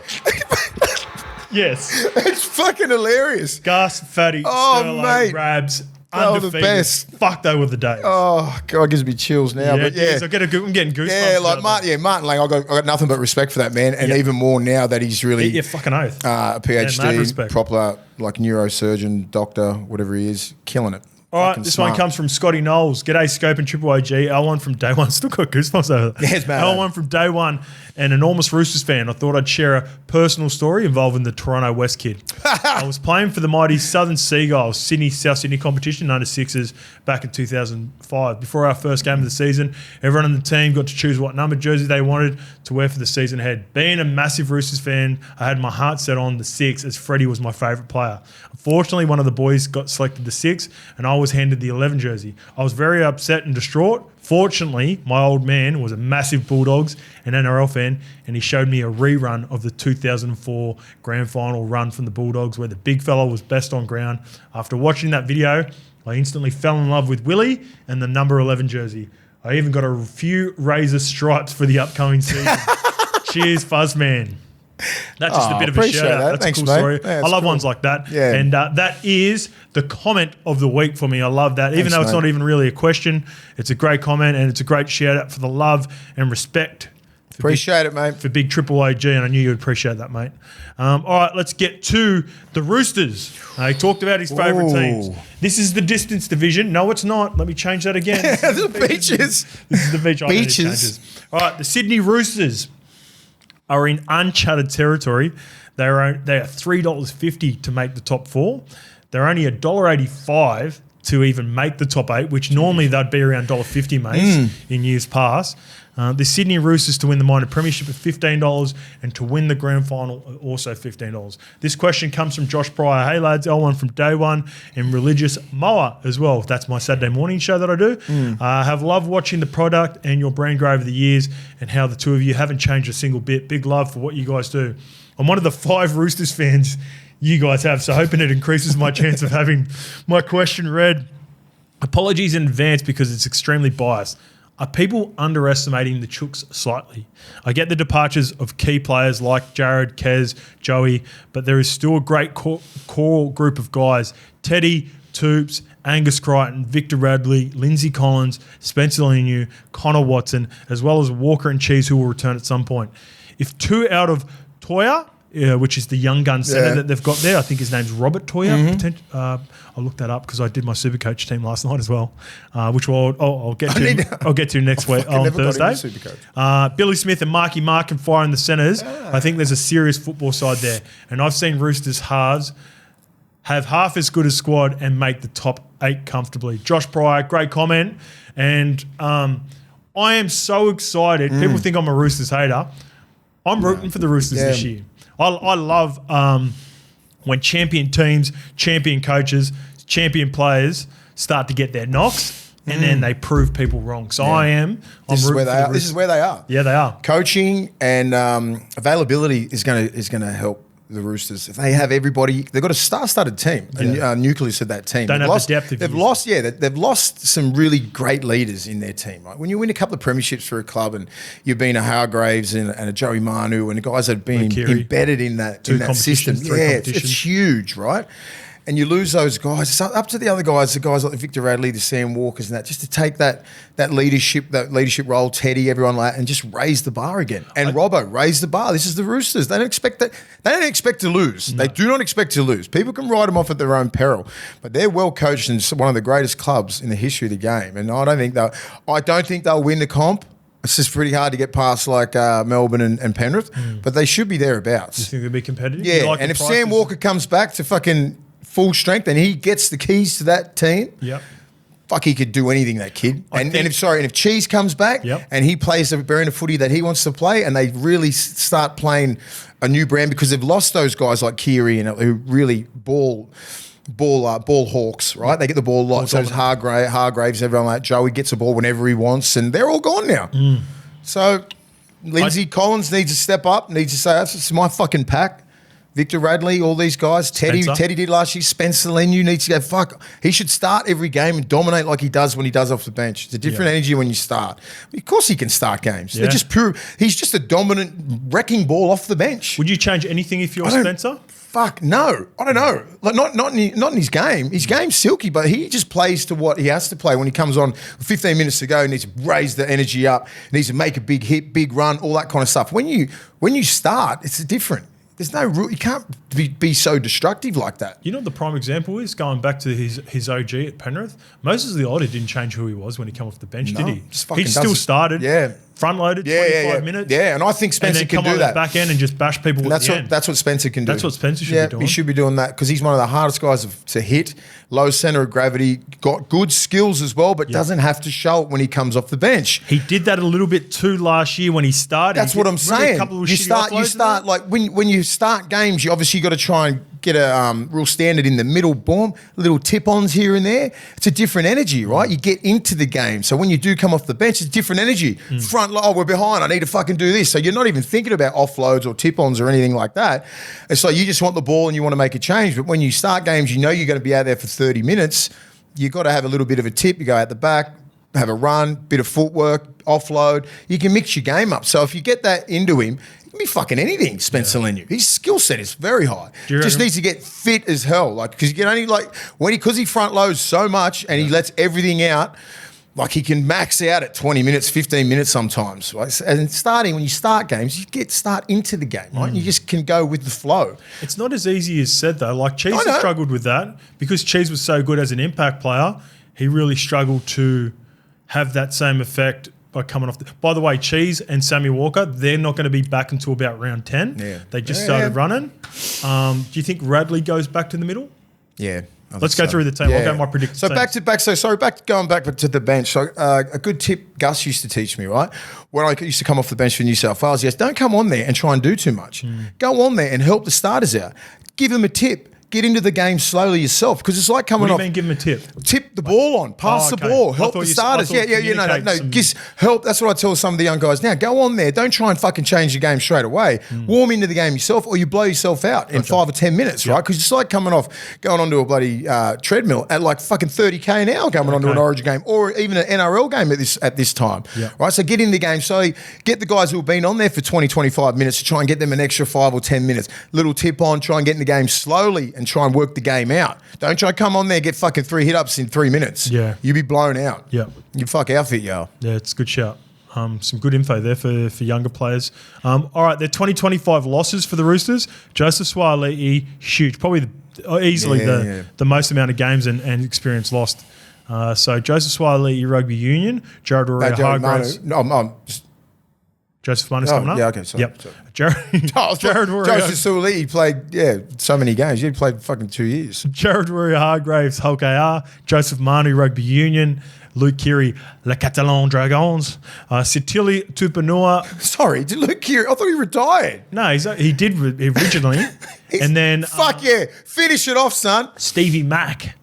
Yeah. Steve McNamara, he was assistant coach of the Roosters. He reached out. Gonna kill it. Mate, Kez reached out to me. Oh, I love it. Just after he announced his retirement, he goes, I've just retired. I'm thinking about going to Catalans. I go, do it. Do it. Oh, you'll have a great time. Sitili Tupanua, Terrell May, gone to the West Tigers. That got messy at the back end. Yeah. I can't wait to see that game, actually. Yeah. Tigers versus Roosters will be really interesting. It's always a good game. And they gained Mark Nawika Nitawasi last year from Rugby Union.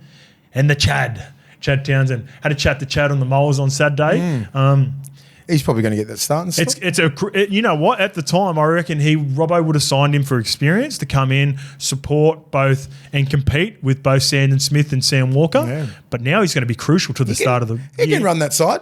And also goal kicking as well. Yeah. Because they lost Joseph and Sam Walker, who were their goal kickers last year. It's a good replacement. He's a vet. He's played 200 games, over 200 games. People. There's a knock on Chad Townsend because he's not your fucking Daly Cherry Evans or fucking Sean Johnson or like star studded. But he's a solid. Dude's NRL a proper first grader. NRL first grader. You're not coming in and he's played like most of his career in reserve grade. The dude's a first grader. He's a pro. He's a pro's pro. Exactly. So he's going to be such a big and super likable too. Big buy, man. He's one of those guys like because he does content. You get the parts of. Fans and all that don't understand it, but like that access is so enjoyable for a lot of people, and he's just one of the really good humans. So I hope he goes. He's a good guy. Yeah. He'll go really well. He'll fit right in. He'll fit right in. This is weird. I'm rooting for the Roosters a little bit this year. I want him to go well. The predicted team for this year that I've got their best possible if everyone's back and playing. I've got Teddy at fullback. Still got the OG Toops on the wing with Dom Young. Shit, yeah. I've gone with it's the most important part. This is hard. Fucking centers. So Billy Smith, injuries concerned, but when Billy Smith plays, he's a good player. I think they really like that Junior Polga as well. He's Polga. Sandon Smith at 6, Sammy at halfback, Sammy Walker. Spencer up front, I want him to take that spot, like you said, with Lindsay Collins and be the enforcer that Jared was. Connor Watson to start. I like Cheese coming off the bench, and Connor, I think, did a really good job filling in last year. I've got Angus on the left, Nat Butcher on the right, and I want Victor Radley back through the middle. I think Mark Nawika Nitawasi will be pushing for injuries. Everyone's high on this Toya kid, this young outside back who played pretty well in trials last year. And also, shout out to the Roosters, guy that I've been high on, and I talk about him all the time about the Roosters. They were able to extend Egan Butcher. So, yeah, he's a player that I would love to have seen at Manly. Yeah, I was going to say the Bulldogs. Yeah, he's extended for a couple of years. He can play, man. He can play. If he can get back and play some consistent footy. Sorry, was he injured? Was he injured by last year? He did his ACL in the Canberra game last year, about round 10. So he's not going to be back for a while either. No, he could be right for round 1. Yeah, because his was way earlier in the season. How old is he? About 24, 25. Did they make him wait a bit longer, like 9 months, 9 to 12? Just to make sure? Yeah, so I don't want him to get injured again. I want him to reach his potential. He's a good kid, good player. Key storyline, Mase, from me for you. Is this season the biggest challenge Robbo has had as a coach of the Sydney Roosters since he arrived? Yeah, I think so. 2013 he got there, and then they won a premiership. Then you can sort of ride that and for a couple of years, and then you win the double, you go back to back, and then you can ride that. Now all the vets are gone, and it's like, shit. And he knows that. Like, he's like, fuck, I can coach. Don't worry about that. Now, you got some really good players there, like the Sam Walkers and all these young kids coming through. Like, he'll probably enjoy coaching this preseason more than he has for the last 10 years. Because, like, he's probably going, fuck, I haven't. The detail with him is massive, right? Yeah. So he's got to be teaching these young kids all the time, and hopefully they can progress into being great first graders like he has with all the other young kids there, with the Victor Radleys and the Butchers and everybody coming through that system. The Connor Watsons and everyone like that. So he's got a whole new breed of footballers there. So he's probably going to have to coach a little bit more. And he'll probably love that. You know what? For years, he's had an extension of the coaching staff with players. If you go back to obviously Boydie and Jake Friend stand out. They set the standards there for a while. Jared was obviously a huge part of that. And Kez was the guy mentally who would relay everything from Robbo. So to be missing out on Sam Walker is going to be huge. But you're right. I think more than ever, Robbo is going to have to coach individuals up more. Now, Teddy's still there. He's the skipper. Rads is through the middle, and I think Rads has got a huge role this year. Got leaders in really good positions. Key positions. Right? Even Crichton, like Cheese and Connor Watson, Angus, like... that's in the middle and on the edges is very important. And he's got it all covered. And at fullback, like he's one of the best fullbacks of all time at the back. Back rolls on the edge, really good communicators, which you have to be, good working middles, fit middles. Like, you've got a fair team. It's just the depth where you don't have that 25, 26-man first grade roster when they've probably got 19, 20 proper first graders that can fit into that 17. Yeah. That'll be hard to beat. They'd be fucking hard to beat. They'd have to have some young guns emerging. Chip on the shoulder too, right? Yeah. Everyone's sort of writing them down. That's going to be the talk all preseason. Like, no one's fucking thinking we're going to do this, this, and this. So I'm just getting up their draw. I want to see what their draw's like early on. Probably should have done this for all the teams, but the draw, it doesn't matter. Just for some teams that I think that's shit. Broncos and Panthers first up. They fucking always screw the Roosters with the draw. Well, Roosters is such a draw card. Yeah, it's always the big dogs, mate. Yeah. Then they got Warriors 3, Titans 4, Rabbitohs 5. That's a tough draw. That's fucking hard, mate. You can go 0 for 5 there. You won't, but you can. Man, they've got to... Broncos game's huge. They're underdogs. That's at Allianz. That'd be a good game, man. Is that the opener? That is... No, that is... so they've got the Vegas opener. And this is the opener for round 1. Yeah, it is the opener. Yeah. But it's not. Not everyone's in Vegas. It is, but it's not. Not everyone's in Vegas. Fuck. The opener of round 1, yes, it is. Confirmed. Yes, it is, but it's not. Man, yeah. Fuck. Come on, the Roosters. Let's go. All right, this is a team I'm high on. This is part of my multi-builder. The South Sydney Rabbitohs. Souths to make the top 4 are $3.75 to make the top 8, and this is going to be a part of my multi-builder. I am on Souths to make the top 8 this year. Bounce back under Wayne Bennett. You can get that for a price of $1.80 with our partners at the tab. South Sydney minor premiers, 15s, and to win the grand final, 17s. I'm probably higher if I'm going to have a play on something like wide. I can see Souths having a really good regular season. I still have my doubts against the bigger teams in clutch moments in finals, but I think I'm high on Souths this year. This one comes from Jimmy Reed. Mase, what are the intangibles that Wayne imparts on players individually on the squad or as a whole that has allowed him to have so much success for this long? I've added one player. Mase, what would Wayne be saying to a guy like Josh Schuster right now pre-season and then going into games? And are there any smokies that you can see having breakout years at Souths? First of all, Wayne is very defensively orientated. You need to be working hard and you need to be fit.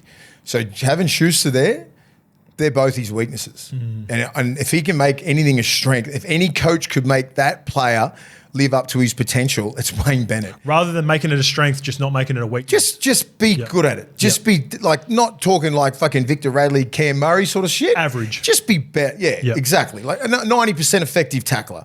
All that sort of stuff on an edge. Like just be around about that 85 to 90 on an edge where he's going to be defended. You know what? One thing I've noticed in the South socials, there's been a lot of content in and around, and Wayne's even had that joke with Lauries. I don't know if you've seen that. Oh, is this the pommy? I don't know if did you see that content? No. He rocked up, so you'd love it. He rocked up. Oh, he didn't know who the pommy kid was. He was shaking hands, and I don't know if it's legit Wayne or not, but he goes, fucking is 100%. He goes, "Is this the pommy?" He don't joke, mate. Anyway. Haven't seen much of Shuey, and I reckon it's been done purposely. Yeah. I think he's hiding him. I think Wayne tactically is making him work hard behind the scenes, and you won't hear a word from him, mate. Not wearing all the chat and all the hype, and just letting Schuster work. And he's my. That's if the you're talking beauty about of a Wayne. breakout. He's the obvious. That's the beauty of Wayne. When I first come back from France in 2012, a lot of shit was getting written. He goes, "Watch me change the narrative on you in 6 months." You just don't say anything. Just train, work your ass off, and he will speak for you. Yeah. You know what I mean? And that's what he's doing for Shoes. Obviously, he's at different levels where I was. But Wayne will install some sort of confidence in that kid where another coach hasn't. They've just relied on his talent and everything like that, where he has to work hard under Wayne. No, nothing's promised for that kid. It's not like he's going to be in the starting side or anything like that. He's going to have to earn everything, earn Wayne's respect on how he is as a human. And that's what Wayne does, mate. He demands respect, right? And you want to earn his respect. Yep. So if you're a young kid in that whole young crew coming through, if you're a vet, if you're anyone, if you think you're the fucking top dog of them all, he's trumped you. Right, so you need to understand. You got to earn his respect, and it's fucking hard. I like Schuster. Yeah, I like it. I want him to succeed. Yeah, I really do. I think he's the sort of guy that without even knowing Wayne, I think this opportunity he's going to 100% make the most of it. And if he does, it's going to be a scary season for South. But if he doesn't, it might be this year, could be next year, could be work in progress. But like as I said, like with Wayne, his aura, and he's just he's a dude. Yeah. That whole facade has gone now from the 90s, 2000 Wayne because of social media. People know that he's a nice guy, and there's too many stories and people like me who've been coached by him who just love him so much that he can't be a bad person. Yeah. He just puts on a show for him. He plays a character. Yeah. That's what he does. I know it.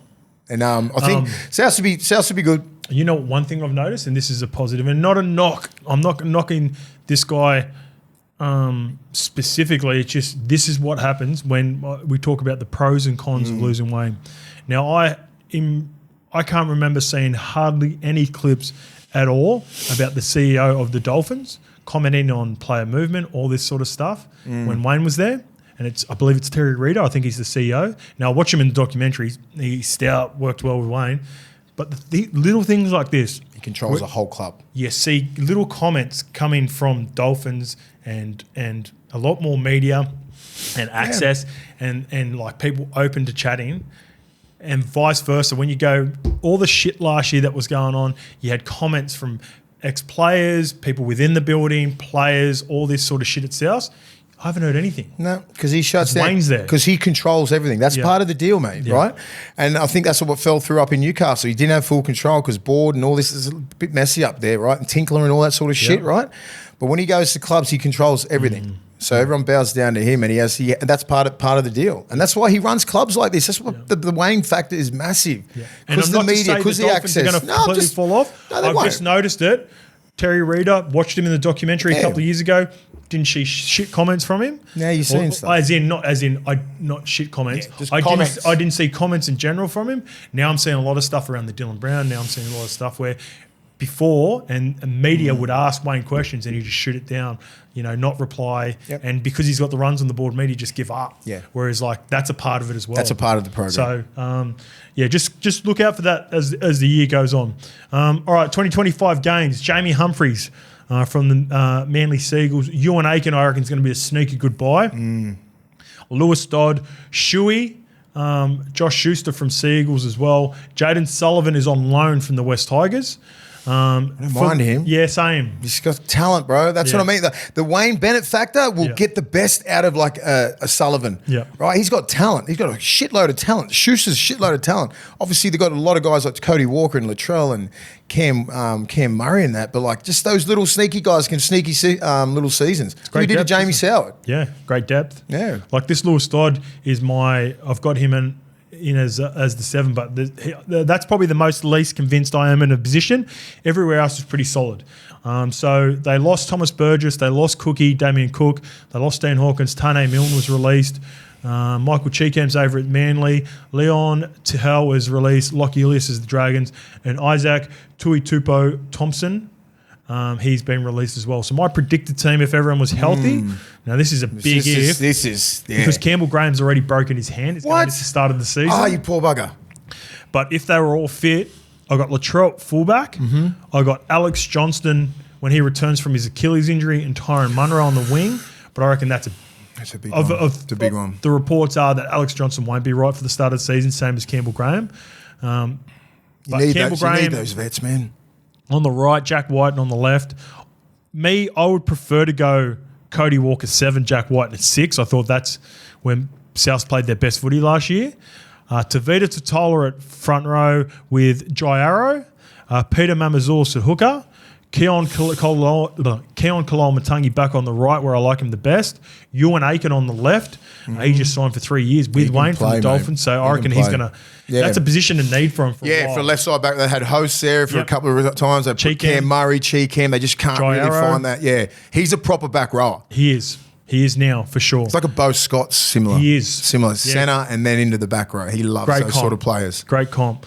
Cam Murray at lock. And then you've got guys, and again, this is the benefit of where we are now with South and Wayne. David Mwale, I think, would push for a front row spot. Big time. Isaiah Tass could be anywhere in the back line. If now with the injuries, I think he'll start. Right centre. And Schuster, who knows how fit he gets. Like, he's going to push you on Aiken. Yeah. Like, I think there's a spot for Schuster, and maybe Keon Kalol-Matangi plays front row, and they have you and Aiken and Schuster. So yeah, they can really swap around with that. It's a very versatile pack, but there's not much depth there. Yeah, there's not much depth. I mean, like Moale's probably that guy who's going to be pushing for that front row position with Jai Arrow. And who's the other one? And Totola, you know what I mean? Like they'll do probably a rotation there, but yeah, that's what they struggle with is the middles. And they've had big injuries. Like Jai Arrow keeps missing big chunks of the game. Like Cam Murray, a few little injuries at back, like here and there, but he just plays a shitload of football. Kalol-Matangi's been in and out. They can get some like consistent, like that 13, hold that for like just out of 27 games, they do that for 20 games. Yep. They're going to win majority of games because of the talent there in the back line and in the halves. And that forward's just really a toiling sort of front row. Yeah. Yeah. My question for you, though, is surrounded around St. Helens half Lewis Dodd. Now, we don't have a strong history of English playmakers coming over here and being dominant. George Williams had a couple of good seasons. Gareth Widdop sort of come through the system. Like he wasn't a Super League player. Okay. He was like Melbourne Juniors. Shit. And then he's another good example. Sam Tompkins, probably, I'm talking about guys that come over from the Super League after 3 or 4 seasons. We've had a lot in the forward pack. Can Lewis Dodd be that guy, do you think? I love that the fact that he's over here. Fuck's going to be hard. Because imagine like coming over as a big buy and everything like that, and then Wayne just puts you in reserve grade. Well, which probably looks like it. Unless he kills trials, mate. Wayne High. Who signed him? Did Wayne sign him? No. Fucking, there's half your trouble. Now, Wayne got done potentially 3 to 4 weeks after it. If we all believe the conversations were as strong as we were thinking leading into it, for sure you would think Wayne would have been across signing him 2 or 3 weeks before. So I think playing the mind games and making him earn it and not knowing the pommy kick. Can he? I haven't seen much on him. Can he play? Mate, I'm not totally across him. The only thing I do know is, and I don't know if this is sour grapes from St. Helens as well. He ended up getting dropped from St. Helens at the back. Well, that's these sour grapes, but I just need some proper English Super League fans. Get on the comments. Okay, what's he? Does he have all the intangibles and everything like to make a proper NRL star, not just a fucking first grader? I think he won the last comp with St. Helens before Wigan sort of took over in the last couple of years and have been dominant. He was in that three-peat and everything like that, was he? Yeah. But from my, watching half a dozen games of Super League per year, the two guys that have been instrumental and Pommy players have been Jack Wellesby and Morgan Knowles, who we talked about at St Helens during that really Wellesby strong era. over here, and then they also had, what's his name through the middle? The hooker. Gunn. Roby. Fuck, surely he's retired. Yeah, I think he's retired God. now. He played Roby in 2004. Yeah, he played 400 games when I was playing in 19. Fucking hell. Jeez, he can play that little bugger. Yeah. So it'd be an interesting year for South. I'm high on South. Wayne Bennett factor is probably their best buy. Yes. That's the best buy. Is Wayne the best buy in For terms South? Yes. in terms of player and coaches in Yep, he is. over Luai, over Fisher Harris, over Vanilla Blake? He's top three anyway. Yeah, he'd be there, He's wouldn't a he? top three buy. Yeah. Because of everything that we just spoke You know about, what? he brings. When you put the best buys in terms of like star power, you've probably got out of the top five, you might have Madge and Wayne in the top five. Yeah, 100% Wayne. Yeah, 100% Wayne. 100%. Like he's the top one or two. Yeah. The amount of good stuff that he brings to clubs. Yeah. Because interesting, but even though we think that the star players, we're about to talk about Adam and the Sharks now and the Fish, and we know that we think that those players can have an impact on the team. We know that Wayne has had an impact and won premierships on teams. Tried and tested. He's done it before. All right, let's get to the Sharks. For Cronulla to make the top four, $2.60, which I really flirted with. I think that's good value. I like the roster this year. I was low on them last year. I caught my medicine, and they were really good. I think top 8 at $1.40 is a really good price as well. But I think I was so enticed to put the $2.60 for the top four in there because they've got 25 first graders, mate. When you go through the roster, Cronulla minor premiers $10. I think is a sneaky good price as well. And to win the grand final, 13s. Not as high in the grand final. I still think they're just missing that last little piece. This one comes from Toddy H. L1 from day one. Looking forward to hearing proper L1 OG Jimmy Reid on the Fan podcast soon. I'm a big Sharks fan and watch footy closely enough, but really want your take on this Kennedy situation. In my opinion, he hasn't offered enough out of shape for a couple of years, and it has held us back against the big dog side. But here's the thing. He's a proper dog and has plenty of footy left in him, and he makes some underrated plays in attack and defence. I watch our structures and wonder if our game utilises him enough in attack. Can they use him like the top clubs use their fullbacks, or will blow a proper, genuine premiership window if we don't get it right, or should we go with likes of Ison, Dykes, or hit the open market? Up, Cronulla. So Toddy loves Will Kennedy, but he's asking first prong question is, do Sharks utilise him the best? And I think it's a good question because Sharks and Fitzy, they want to play through the middle. They want to knock you. Like, ideally, they want to kick the door down and go straight through the middle. So with Adam, I don't think that's going to change. Not changing. In fact, I think that's even going to go up more so. And even when you look at both Trindle and Nico, they're better runners than they are distributors out the back. They want to test the edges around Nikita and Jack Williams. So Kennedy doesn't blow you away stats-wise, but he's not really that fullback for that system, is he? No, I mean, I look at Kennedy and think he's been one of their best players for the last 3 years. I agree. To be honest. Yep. He's everywhere. Like he makes his own plays because there's not much created for him for him to create. Like he gets a lot of ball where it's just like short sides and long sides, just really like catch and pass sort of ones. I think he seems to make the right decision most of the time. I don't think he's the problem. I honestly don't think he's the problem. I think sometimes by the time Kennedy gets the balls, I think Fitzy always tries to set up shape for shape, if you know what I mean. It's very predictable. So they like to go to a certain side, but really it's always going to be a play for a play. So by the time Kennedy sometimes gets the ball, it's not necessarily set up for him to flourish. And then they want to go quick play the ball, bang, and then have a shot back. Yeah, I think so. And play through the middle. Their main objective is to destroy through the middle with their big boys. Let Brayley run out and play football. Nothing's really that structured with Cronulla, right? They play real smash mouth sort of football, and then you just rely on individual brilliance with Nico Hines and everyone to make plays. I don't think they have and Kennedy is a massive part of that. I fucking think he's a gun. Can they win a premiership with Will Kennedy? Yes. Yeah, I think so. Easily. I don't think there's much in Kennedy's game that he has to change that much. He does everything right in my eyes. He's pretty harsh on him there. No, I don't think I'm not sure. What sort of shape does he want to get in? Well, he's asking the question. He's more like, look, he's a dog and D. He turns up and he makes big plays in attack. But like, you're right. He's right in he doesn't come up with those crazy cutout balls and big time try assist stats that Kalen's do. It's more, well, he's not a ball player, is he? He's a ball runner. He's got a nice soft little tip at the end when he gets these 3-on-2s. He knows which play to make, but he ain't going to be going to the line and looking short and playing long and all that sort of stuff. That's not in his kit bag. How many times has he sweep out of the back of that left shape and rather than try to be the hero, just pass on nice to Talakai and then Talakai goes quick tip and he gets the try assist. But it's all Will Kennedy. Like he knows exactly what to do, and it's up to the. I think they were just a little bit off with their combinations last year. They had a really good start and they really fucking shit run. Yep. You know, with Nico and everything like that, and they copped a fair bit. Then they finished the year strong, so it was a very fucking weird year for Cronulla. They nearly if they put it all together, they're going to be hard to beat, especially for Noel Blake there, but. Just the timing was off a little bit in some of their in their shape, and a lot of teams do a lot of video on Nico Hines. So they just try and hammer him. Braden Trindle's been a fucking blessing for him, so you have to do video on both now. Yeah. So I think this year they'll really go up a level where they can just put it all together. It's going to be hard to beat. Yeah, because when they do put it all together, that's a fucking hard team to beat. Yeah.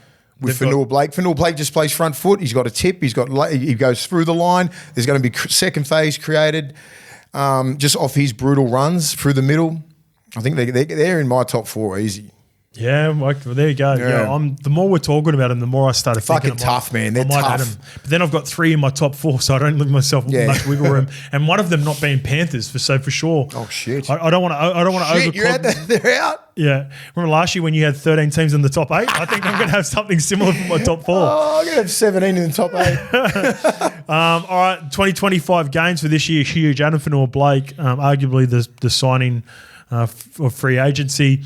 Hohepu Puru from the Raiders as well. Had a couple of good games for Canberra down there. They lost Jack Williams, they lost Royce Hunt, and they lost Satini Takumo. He goes to the Knights. So not much has changed for their best possible lineup. Will Kennedy at fullback, Sione Katoa and Ronaldo Mortalo's on the wing, Jesse Ramian and Kale Iro in the centres, Trindle at 6, Nico at 7, Aden in the front row, and I think Oregon Kafusi really earned that front row spot at the back end of last year, but they've got a number of options. I think Blake Brayley's going to have a career year. Britton Nikita and Teague Wilton are as solid as it gets as edge back rowers. And you've probably got Cam McInnes through the middle, the skipper. And then you've got options like Atkinson, Toby Rudolph, Hazelton, Sifatalakai. I like Sifatalakai at lock. Well, I wanted to move Teague Wilton to lock and Talakai to the edge.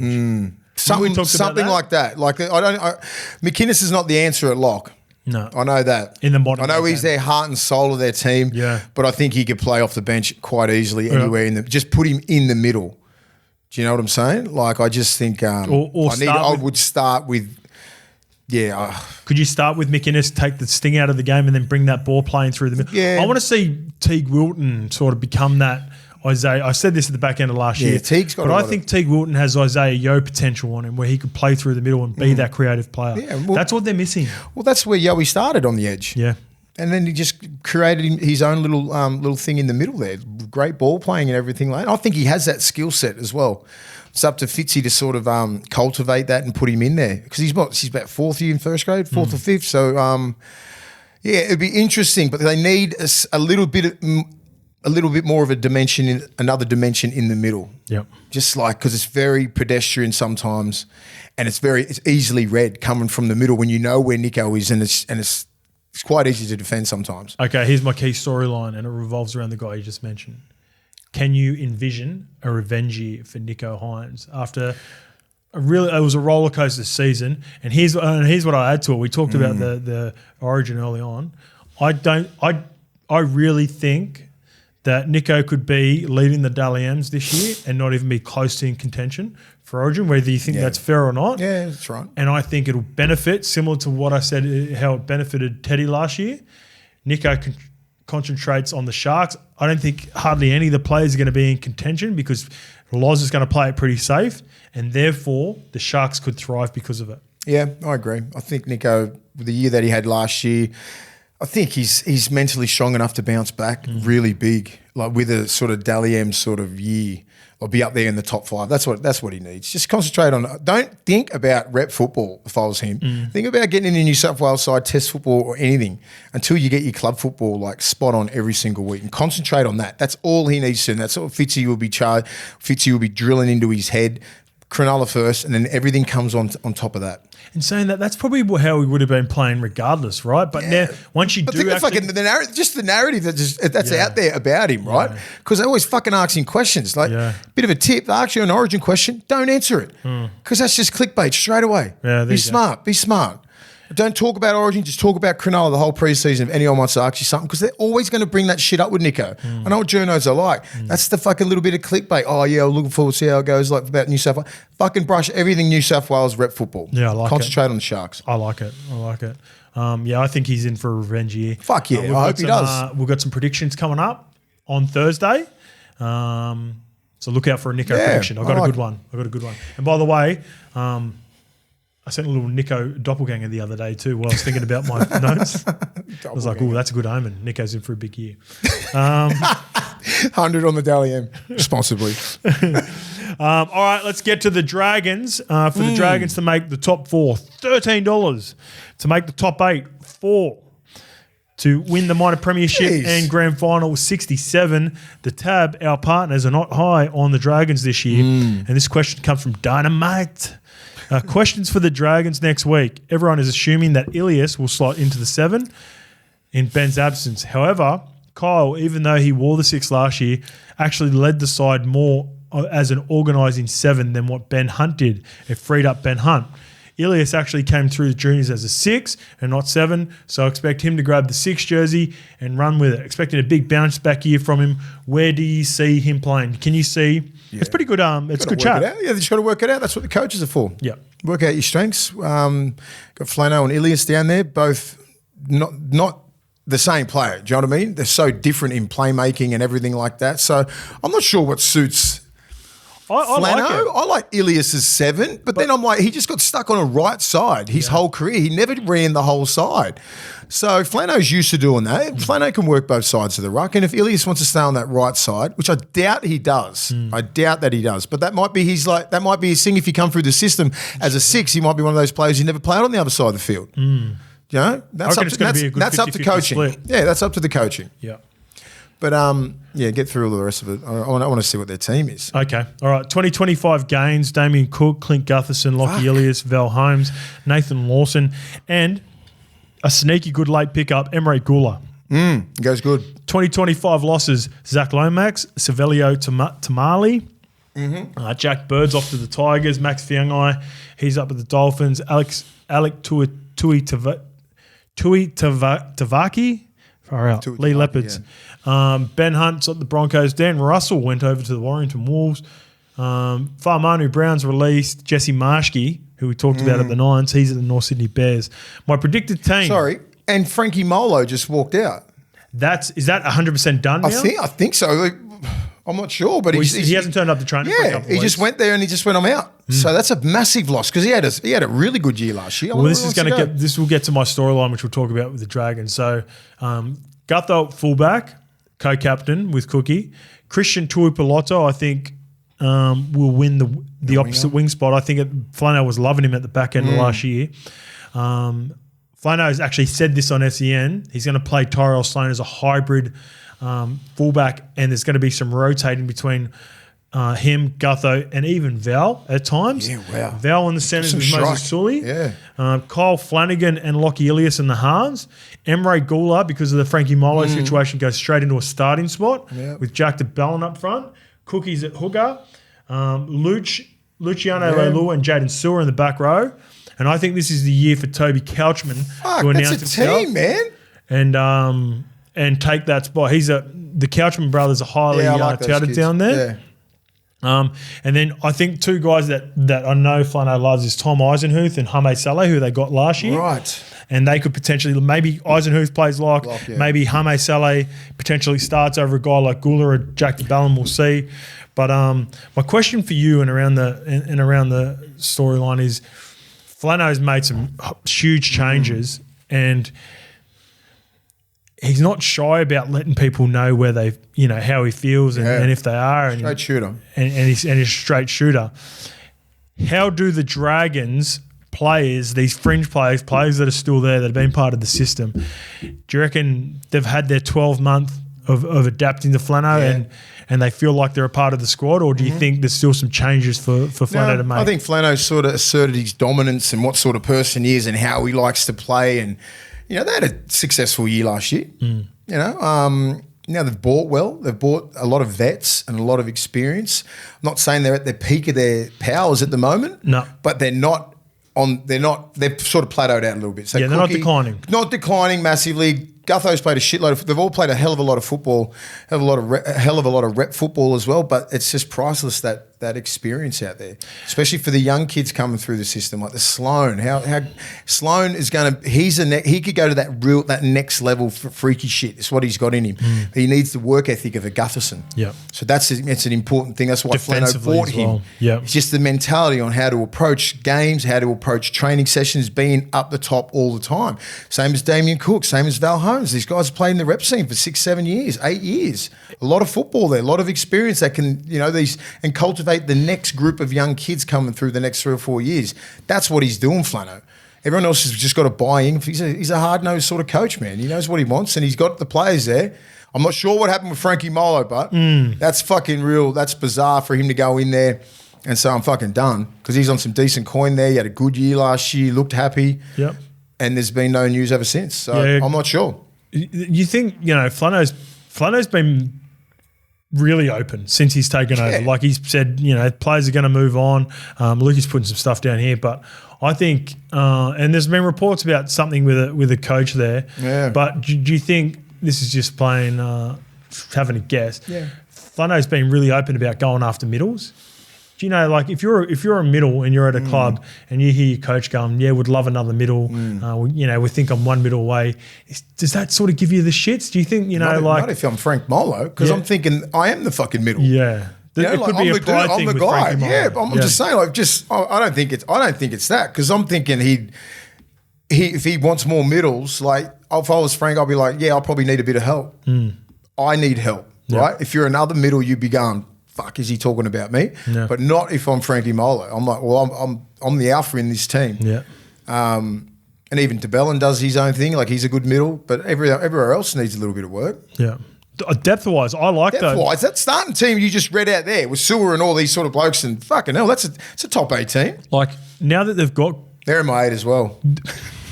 Now that they've got Goulet with DeBellin, potentially Hame Saleh and Frankie Molo, that would have been a good four. It's a hard team. That would have been. They're hard. They're vets. Yeah, they're hard, man. Like they're in the game. They fucking bash the shit out of teams. That's what they did last year. It's a good four. Be good round 1 with the Dogs, man. That Cogra. They got the Dogs. Cogra, it's going to be a fucking dog fight. Yeah. So that'll be interesting, because everyone's just going to be going, like what's happening at the Dragons, and everyone's going to be behind us thinking we're going to fucking flog them. That's going to be a proper game. Yeah. Quickly flicking back to the Tyrell Sloan comp and loaning from Gutho, he looks like if everything goes to plan, we'll probably have Moses. I think he said he's going to move Moses back to the right, so Val on the left, Tui Palotto will probably play outside of Sully, have that Tongan connection. Yeah. Tyrell Sloan learning from Val too, when also Val was that hybrid player for Flano back in the day at the Sharks. Yeah. Young ascending talent, played on the wing, played some fullback. Toughen up there on the wing. Because at fullback you can split the field. And Val's a tough defender too. Yeah, but you kick down to Sloan, that way he's going to have to play too, which is arguably one of the hardest plays in the game. So I think maybe a couple of years on the wing, bit of a hybrid fullback will toughen Sloan up, and I think it's make him a better footballer. Yeah. It's a fucking tough game. Yeah. They're going to be a fun watch, the Dragons. Yeah, they're like I've got the Dragons again. Said this the last couple of years. The Dragons, the Dolphins, and the Raiders, you might like your chances against them in terms of winning the game when you play them. Yeah. But I reckon you're going to be fucking sore when you finish playing. And that's what they know. Yeah. I think they know that. They're like, you're going to earn you're going to have to earn your points against us. Yeah. Coming down to Cogra or fucking win and just be an easy game. How many easy games you had at Wynn Stadium? Fucking none. Not even in fucking None. juniors. Not even a trial. Yeah. So, they're intriguing. Out of all the teams, I really wanted. I can't have 3 teams in my multi-builder with the Sharks at top 4. It's going to be hard for me. Probably the top 8. Probably the top 8 value. next. We're going to do that next. No, we won't do that. We won't do that. We'll just go purely predictions. So we'll go, and we'll spend some time on it as well. We'll take our time. We'll get our top try scorer, a top point scorer, a Daily M, a grand final winner. Are we going to do our top 8 at all? Do you want to do top 8? Yeah, fucking oath. Right, I reckon that's the hardest thing to pick at the moment. Okay. A top 8. Yeah, cool. Okay, That's hard because, as I said, 1, 2, 3, sweet. 3 to 17. Yeah. Who on their day? Okay. All right, let's do it. All right. And we'll see how accurate we can go back in the season. It's good to look back on it. I've got 17. I've got 16 in my top 8. Okay. Half it. All right, we'll get that ready for Thursday. Right. As always, what are you really gambling with? For free and confidential support, visit gamblinghelponline.org.au.